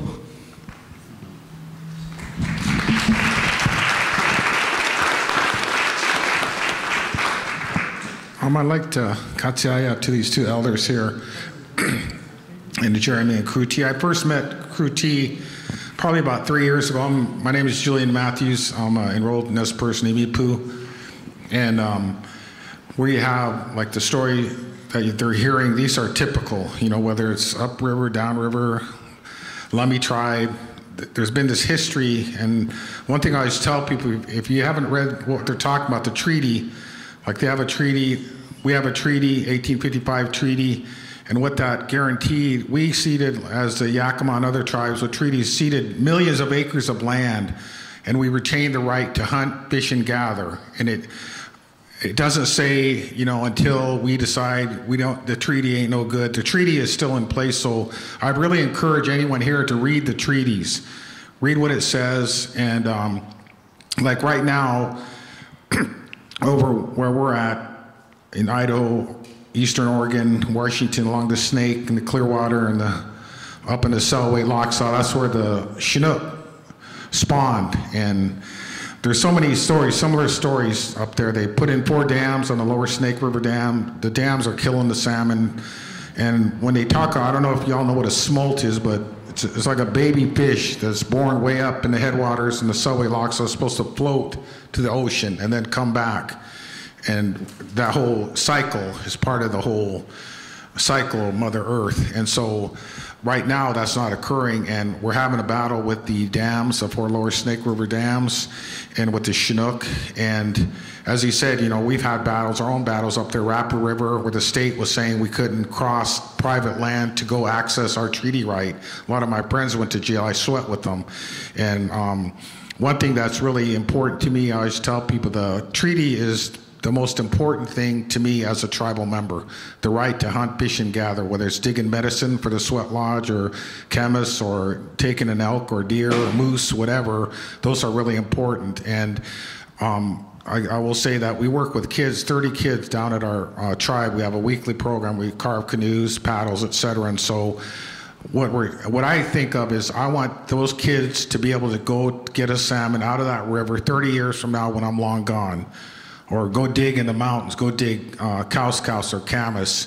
And so a lot of these issues are really just keep coming at us. Like no matter what, we have this, treaties are the supreme law of the land. That's what it says, the supreme law of the land. It doesn't say, and like one of my friends, Scotty, is a former chairman, used to say, open and unclaimed land, which is mostly federal or state, at the time, not now. And so these battles they're talking about with the states, with the federal government, are ongoing. And so we have to keep fighting to take a salmon from the river, whether it's caused by the dams. And that's one thing I told Crew T, because he started talking about these dams being put in, you know, and they come with, like, as my elders here say, promises. You know, more fish, jobs. You know, some of my relatives worked on Dorshak Dam and some of the other dams that they put in because there was no jobs on these reservations. You know, these reservations were just the worst part of the land because they wanted the gold, land with gold. They wanted the timberland, and so they put the Indians or us, different tribes, on these reservations that are barren and didn't have a lot of economic opportunities. So when you talk about jobs, et cetera, you know, like they're probably talking to them in Vietnam, oh, we'll create all these jobs, there'll be all this access to, but the problem is what that dams do to the rivers. Like I live in Pullman, and right now I can go down to the lower Granite Reservoir. I tell people it has toxic algae, it has all other types of plants or weeds growing in there which starve the oxygen for the fish because the farmers are dumping all their pesticide or their fertilizer into the lower Granite Reservoir. And so it just creates a cesspool. And so that's our big battle over there with Nimipu is to get the dams breached. And, you know, it's like, it's further up. It's way up there in the headwaters. In the wilderness and wilderness area, that's what we're working on. But, you know, it's similar. It seems like Indians, tribal members, tribes have this kind of constant battle. We signed this, you know, I tell people when I sweat, the most important, I talk about the treaty, and those treaty signers that signed our treaty in 1855, you know, they did that 150 some years before I was born to ensure that I could go fish, hunt, and gather. And so that's what I think about when we're in the Sweat Lodge, about how to, this is my goal, to make sure that those kids, you know, grandkids, nieces and nephews, whatever. My grandfather and my aunts used to ride a wagon up to Celilo and catch fish and dry them and bring them back and give them out to the people upriver in Kamiai. And so those issues have been ongoing.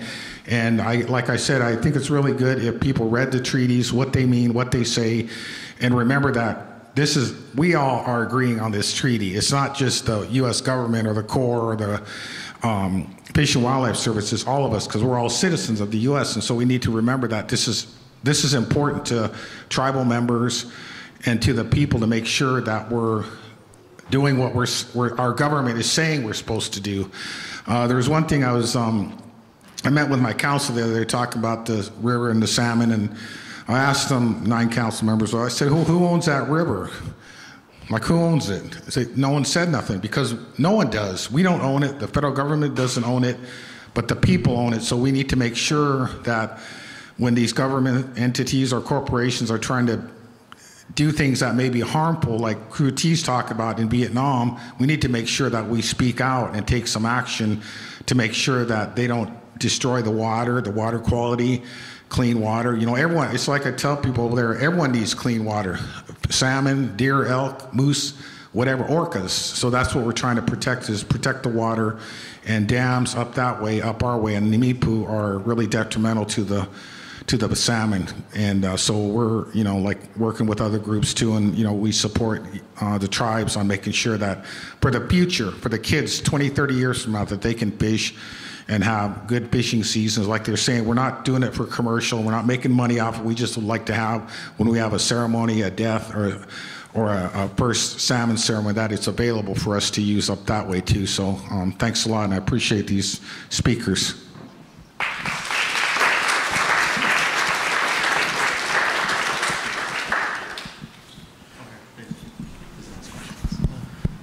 กับก็ผมได้ฟังเรื่องราวของลูกๆของแม่น้ำโคลัมเบียได้พูดถึงแม่ของเขาซึ่งถูกทำลายจากเขื่อนเนี่ยเรื่องราวเหล่านี้ผ่านมาเป็นระยะเวลา 70-80 ปีผ่านมานะครับ After hearing about the stories of the Columbia River which has happened 70 years ago up until now แต่มันก็ยังความคิด 70-80 ปีก่อนก็ยังไม่หมดไปความคิดอย่างนี้กำลังเกิดขึ้นในแม่น้ำโขงขณะนี้ The same thinking that happens to the Columbia River 70 years ago now it's still there and now it's happening to the Mekong River as well เป็นความคิดแบบเดิม The thinking has not changed นั่นคือเป็นความคิดของรัฐบาลกับทุน which is the thinking that comes from like the state thinking and thinking about the capital and monetary value เป็นการต้องการพลังงานเหมือนกัน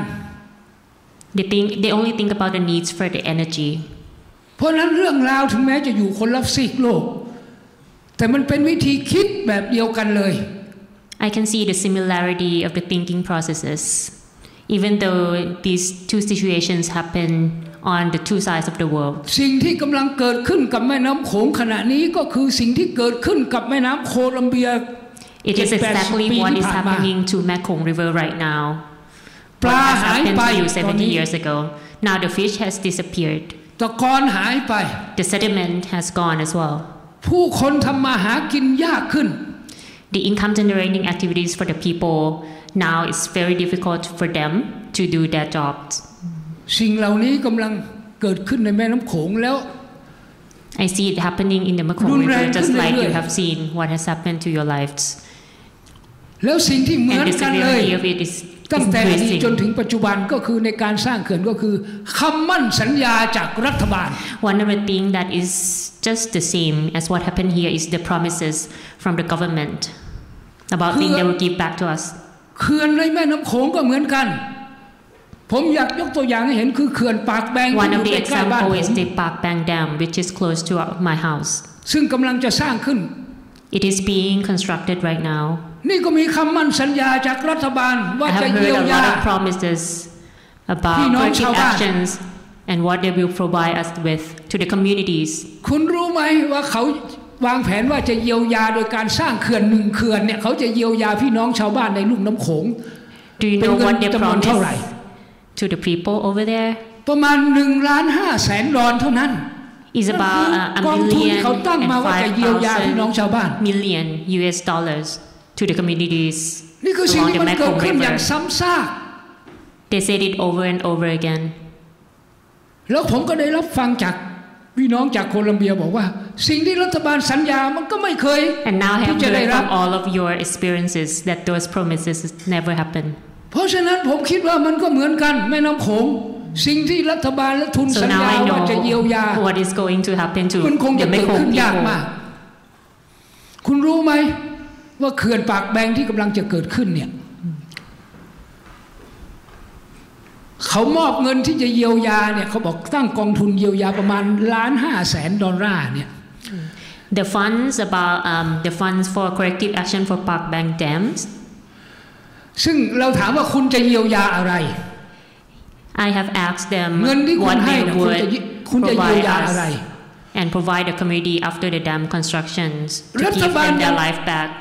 รัฐบาลยังตอบไม่ได้ว่าจะเยียวยาเรื่องอะไรบ้าง And the government hasn't responded to me properly what exactly they will do to help the people. ผมว่านี่มันเป็นสัญญาลมๆเท่านั้น So it's just word of mouth and nothing is going to happen. That's what I see is coming.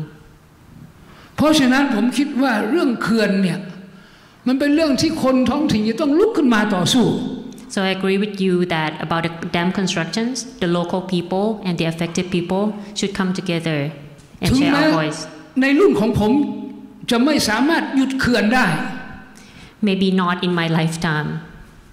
แต่ผมเชื่อเมื่อเห็นประสบการณ์และเรื่องราวที่เกิดขึ้นกับพี่น้องในแม่น้ำโคลัมเบียแล้วเนี่ยผมเห็นว่าการไม่ยอมแพ้เท่านั้น But I believe that the only thing that would help usที่จะสามารถปกป้องและฟื้นฟูแม่ของเราขึ้นมาได้ and work with the next generations to help protect the environment and our home.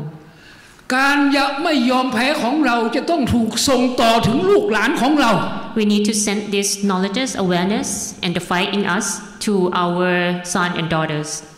นั่นคือสิ่งที่ผมได้เรียนรู้แล้วชัดเจนที่สุดแล้วว่าเมื่อผมกลับไปยังแม่น้ำของผม what I hope สิ่งที่ผมจะต้องพูดกับลูกหลานแล้วคนรุ่นต่อไปคือการไม่ยอมแพ้และจะต้องสู้ต่อไป and my students นั่นคือบทสรุปที่ผมได้ฟังวันนี้ That's the only way out. That's the conclusion I have got from the discussion today. ถ้าเราสู้แล้วไม่ยอมแพ้ that if we don't give up วันหนึ่งก็ต้องมีวันของเราแน่นอน One day we will succeed in this fight.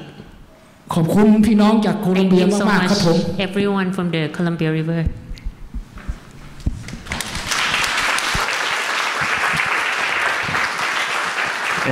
Andy. I just want to again thank you for sharing your story and your words, and that's one thing, here that we're not giving up, and the work continues, with our tribes and our partners. But this is our story, the Columbia River tribes. But there are hundreds of stories to the tribes that have been blocked off by fish returning to their territories.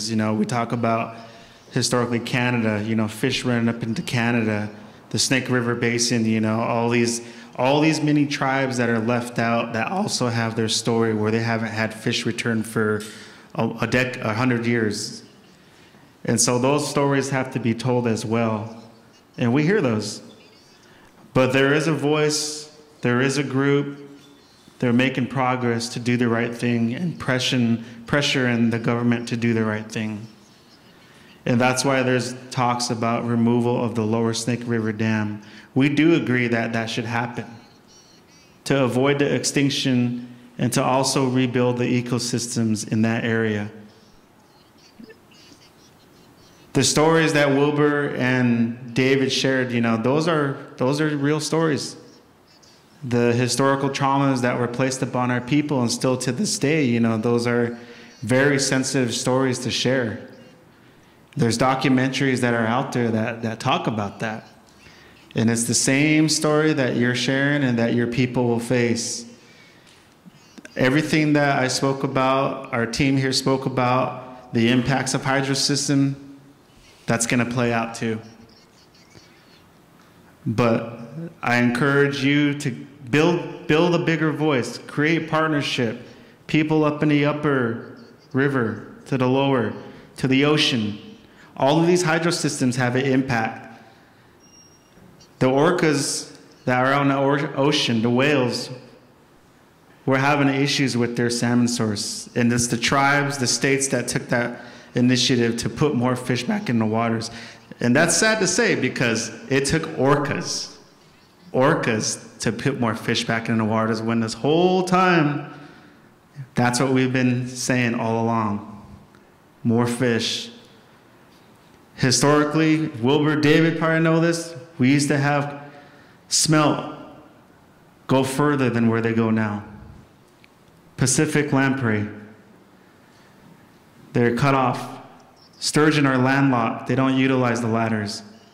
So we have to have a fisheries program to, mix up the genetics in each of the pools.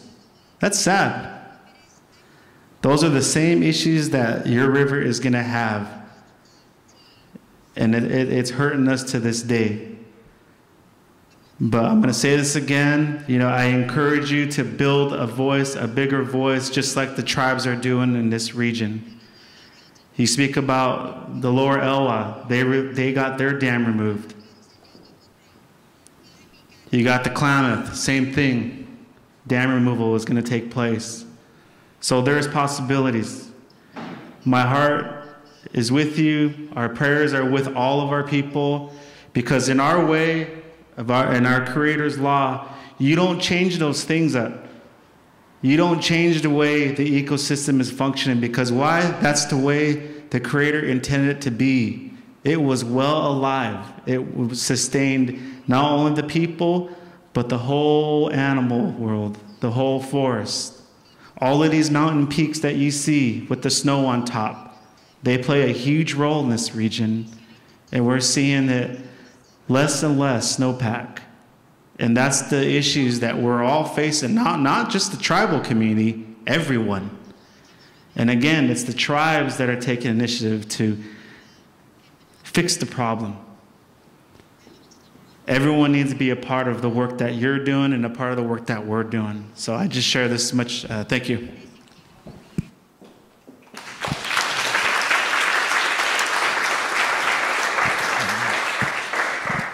Thank you so much. Kruti mentioned looking to the next generation and the youth, and we have a youth program in the Mekong. I want to give them a chance to ask a question. ค่ะอยากจะสอบถามว่าในสถานการณ์ที่มันเกิดขึ้นอย่างรุนแรงในแม่น้ำโขงแม่น้ำโคลอมเบียเงี้ยค่ะเขามีวิธีการสื่อสารกับเด็กรุ่นใหม่ยังไงให้แบบทำให้เด็กรุ่นใหม่เข้าใจเงี้ยค่ะ Of all the questions from the youth group at the Mekong River to all of you is about from the situation happening to the Columbia River, what approach or conversation do you use to talk to the next generation, the young people, to pay attention and be part of the solutions for the Columbia River and the dam construction and their impact on your livelihood and environment?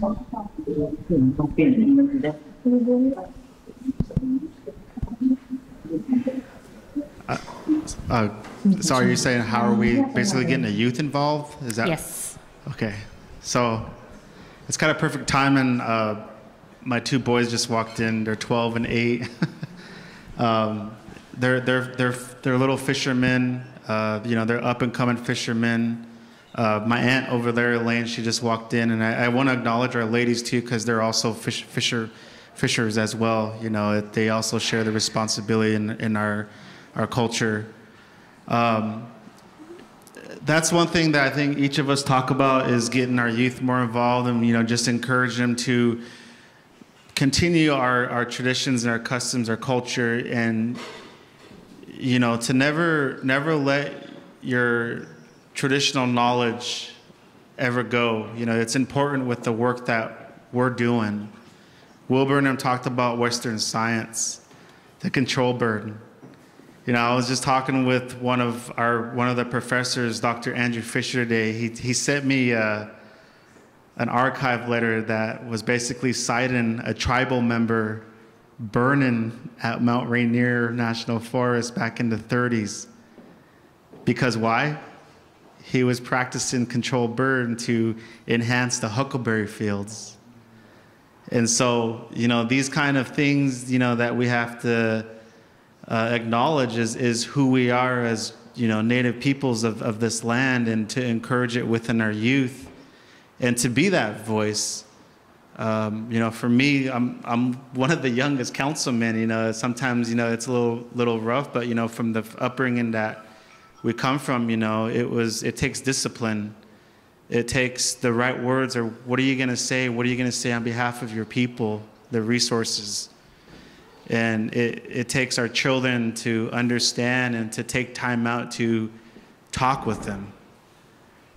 You can be repetitive, but it's only going to, encourage them to actually put that into their heart and their minds, to have the words to say, and then maybe one day they'll go to school and advance their education, to become a fish biologist, to become a big game biologist, and to continue working and have both of that knowledge, with the education and the traditional knowledge. I really, admire my aunt here, Elaine. I know she's supposed to be up here, but, that's who she is, and the knowledge that she shares with her children. Youth groups are a big thing, youth councils. I believe each of our tribes here have a youth council, and I think many of you know the Confederate Tribes of the Umatilla Indian Reservation has a large youth group who have been making big waves. I mean, I think they got support from Pearl Jam on the removal of the Lower Snake River dams. So, you got, bands supporting the youth council now. And so with the youth group that's online, I encourage you to become that voice as well, because they're impacting your future. And that is not fair. It's not fair to you. It's not fair for your livelihood, for your children. It's not fair for the environment that you're going to be, living in. I mean, again, I always tell my kids when we had winter break, we had like an extra week off because why? We had, large winter storms, So, we don't have that nowadays, and everyone knows the Northwest is facing a drought. And so that would be my message, is to start, a youth group, try to engage with your elders, your leaders, be that bigger voice and put that pressure on these agencies that are, constructing these dams. So thank you.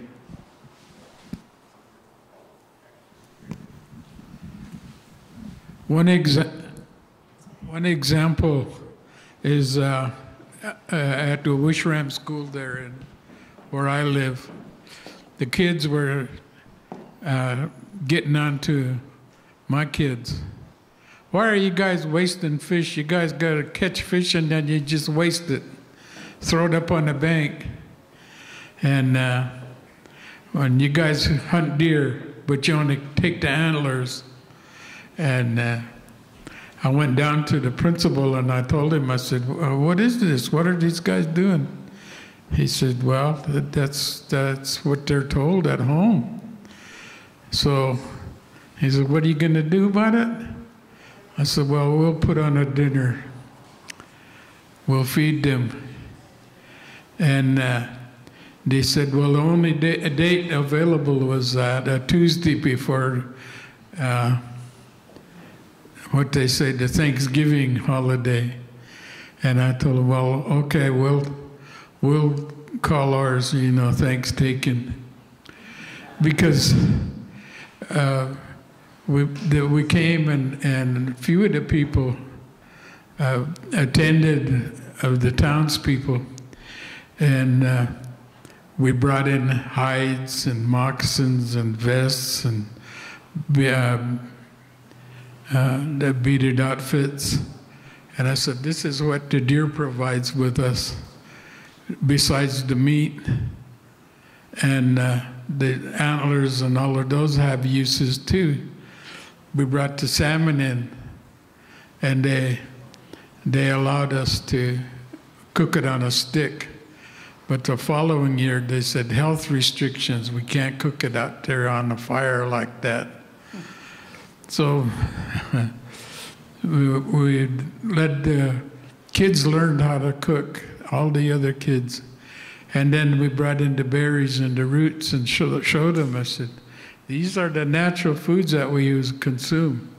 And the fish that you're talking about is the trash fish, the suckers and the carp and all of those other fish that aren't from here. We're feeding the birds. The salmon goes home. We don't waste him. So the kids learned that because we stood and we talked to them. My Otway cousin there, Johnny, and we sat there and we told them legends, and we explained to that. And I said, this is the order that we utilized them. So those kids went home and told their parents. And now I did that for 19 years.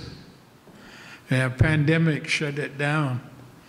But they're asking me, are you going to do it again? I said, man, you guys, I got to raise money to pay these people, dancers to come. Gas money, food money. So they'll come down here. They get fed a decent meal because they get all of our natural foods. And the townspeople, I told them, oh, I'm going to stop.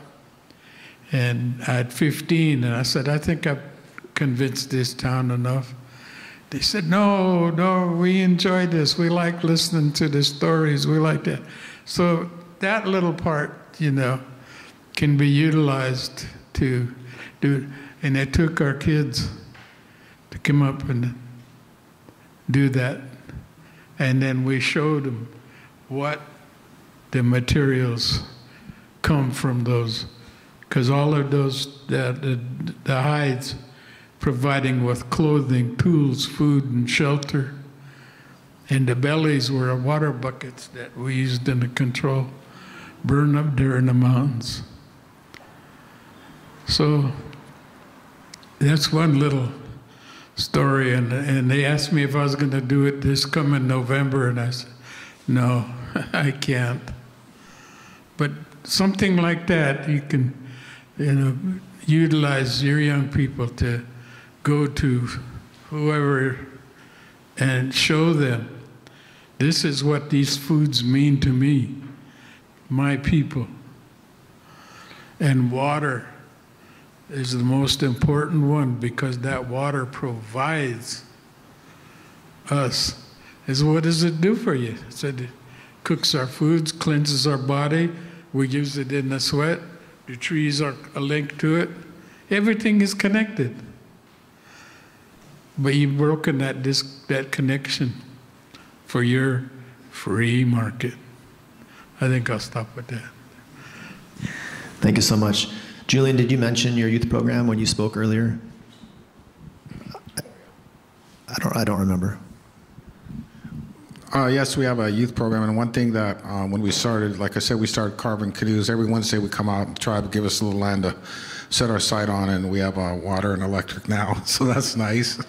Kids like to drink water, we feed them. We carved one canoe, first one in quite a while, and then we're teaching them canoe carving and paddle carving. And the main thing is, like, to the young people that are concerned, I was really impressed. I did a Zoom meeting kind of like similar with Crew Tree and some of the kids about, I think last summer, and they're just really energetic. And the main thing, I think, is stick with Crew. Stick with Crew, you'll learn a lot. And because, like I say, some of us are older, and I work with the Circle of Elders. They meet every month. I talk to them about things we're doing, or what it was like for them when they were younger, fishing, hunting. And the main thing is to learn as much as you can. And for the adult part of it, like, I've been doing this program for about 6 years, is to make a commitment and do it. Don't tell the kids you're going to be there and then you're going to cancel it. I've seen that happen. I hate to say it at my tribe. They'll say, yeah, we're going to take all the kids out swimming at the pool, or we're going to cancel it. I'm not like that, and that is bad for kids. If you're going to make a commitment like Crew is, be there. And for the kids, tell your friends about what you learn about the water or the dams, and get more people involved, because really that's how it grows. Your friends, you kids on the, young people on the Zoom meeting, you tell your friends what you've learned, because I saw they were doing water quality testing. Tell them, that we looked in the water, we did these tests, and this was what was in it. And so that way it will grow. Just tell your friends, make sure all your friends and your family, like they're saying about, they went home and told their parents what they were doing or what they were learning. And so that's really important, just to keep pushing it out, telling your family and friends about what you're doing, what you're learning.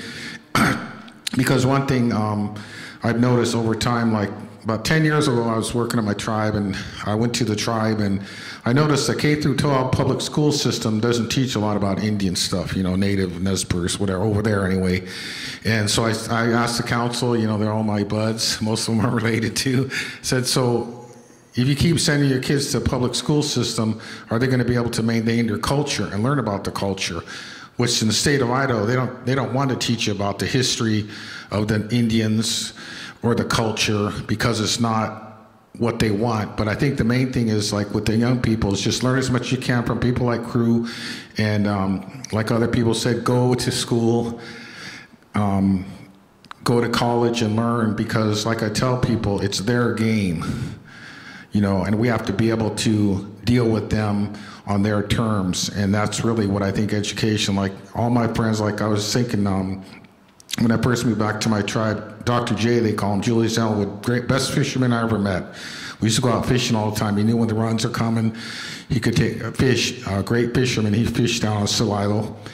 And it was funny because he didn't even have a GED, and it was really interesting. Our tribe was always pushing out these jobs, like, you want to be a fisheries biologist, you have to have a bachelor's degree in fisheries. And at the time in the 90s, I told him, well, you're not going to get any tribal members, because I don't think there is any have them. But things like that are where you learn to balance the knowledge that you gain from your elders or from your family and utilize that for your education. And don't think of education, you kids, as just coming from the public school system is what I'm getting at. You can learn a lot from elders and your family and those who have gone before you within your people. Thanks. Thank you, Julian. This youth group, they come from small villages in the north of Thailand on the Mekong River near the Lao border. And in the youth program of them, they do traditional knowledge education also. And they go to the forest and they show each other, sometimes from a different village. They know different things that they can eat, and they share that information with each other. And just maybe 1 week ago, we got a grant to work on a curriculum that will include outdoor education and traditional knowledge, and to try to develop a plan to put that into the province, the state level curriculum too. And on Tuesday, we will go to an outdoor education site here with Kruti in Oregon, where that already has been, not traditional knowledge, but they have a statewide environmental education plan, and talk with those people too. So I thank you so much for speaking to our youth. You know, I'm sure have never had an opportunity before to speak with people in the international. We have international inside this room, and we have many people online from, I don't know who joined, but signed up from 4 continents and 18 countries that were signed up to join online. So this is a very, very exciting opportunity, I think, for them, and I'm sure they're very inspired by what you had to say. And we can talk more, but we need to let the online people go. So Jeremy, I would invite you to offer any closing words and close us out. And then we can continue talking if we wish after that.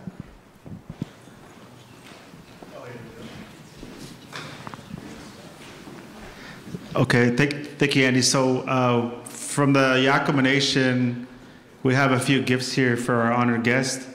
I just caught this the other day, so this is some canned sturgeon. I just canned it yesterday. I'm just kidding. No, this is, we got canned sturgeon here. We say walups in our language, and then there's canned salmon, some nusuk. So this is for you and your guest while you're here. You guys can snack on. I don't know if you brought Sailor Boy crackers, Lati. I'm just kidding. So this is for you.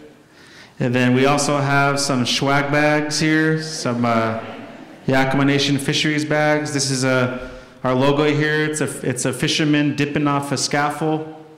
And then we also have a book here. It's called Anakui Iwacha. It's a Yakama legend stories. And so what Wilbur and David were talking about, you know, this is the legend stories that talk about some of the places along the river.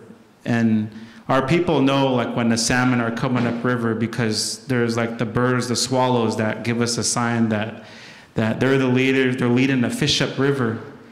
And so there's legend stories in here, and there's the thing for us that the bands and tribes of Yakama, there's morals behind legend stories. And some people don't follow it. You know, there's don't be like this, don't be like that, and that's what some of these legend stories tell you. So this is a new book that our fisheries program has. It's actually a second edition. So not very many people have this, right, Lati? And so we're going to gift this to you as well.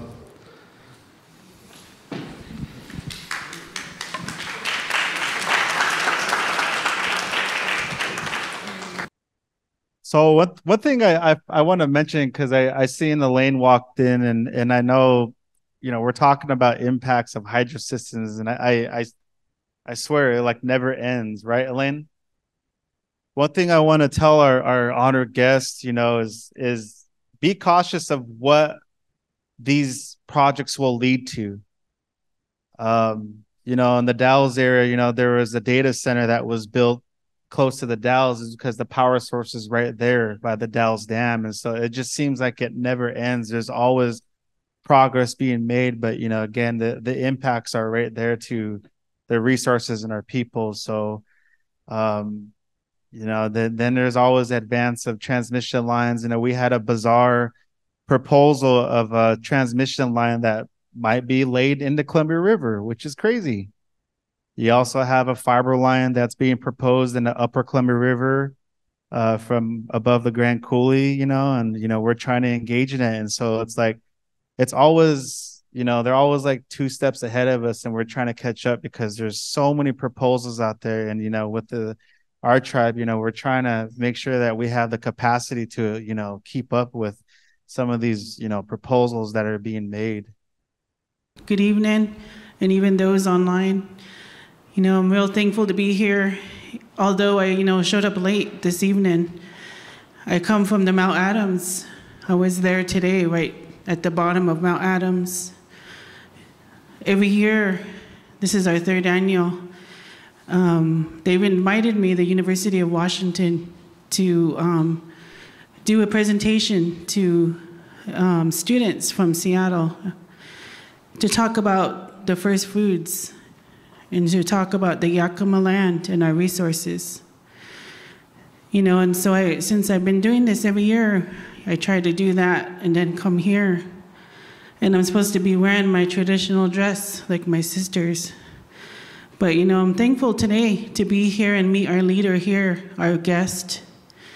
Kurit, thank you for coming to this land here, you know, which is our land that, you know, our people are from. We travel through here, we come here for our resources.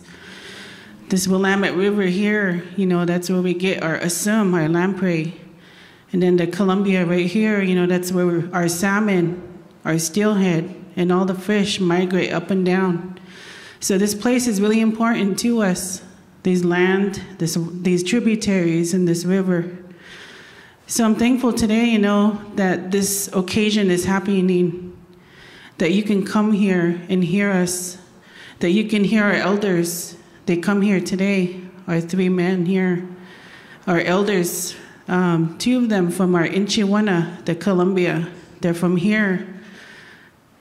You know, I'm thankful that they can be here and share their knowledge, their experience, trying to survive, just to fish on this river for our ceremonies and for our subsistence, and to have to go to jail for that, just for our natural rights that the Creator gave us.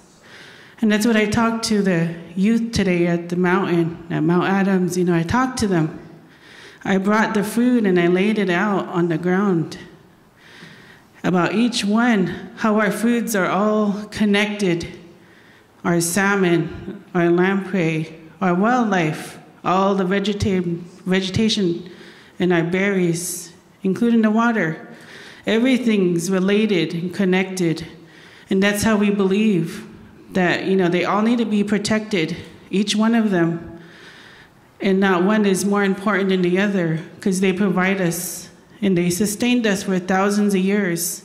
This river sustained our people for thousands of years. And all these, you know, what we're talking about, the importance of our rivers and our resources. So, you know, I want to be thankful today for our guests, and they come here, and, you know, our elders, they didn't give up.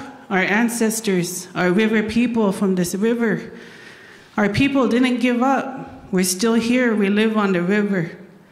We have our longhouses on the river. We have our feasts every year to honor the salmon and the water and the roots and berries. You know, they didn't give up, and that really showed us how to be. You know, I'm thankful for all our elders that taught us, our chiefs up and down the river. You know, they taught us to be strong. They taught us to protect the resources. You know, I'm thankful today for this opportunity and each one of you. And, you know, just want to keep in prayer too, you know, for what's happening in your country, in your land. We'll always keep that prayer, you know, prayer for your people, prayer for your villages, your youth, your elders, and all the resources that you guys utilize on your lands. You know, it's really important. And, you know, we'll keep you in prayer also. You know, that's kind of how we are, just to be prayerful people. And just want to be thankful this time. Clau. Thank you, everyone. We're going to let our online people go now. Thank you for coming. We feel blessed and honored. There's a lot of power in this room. And we invite you all to come to the Mekong, come to Mekong School and meet our youth. And we hope to have our youth here, hopefully within the next year, some of our youth and our teachers to come here to meet you as well. And good night to the people online. Good morning.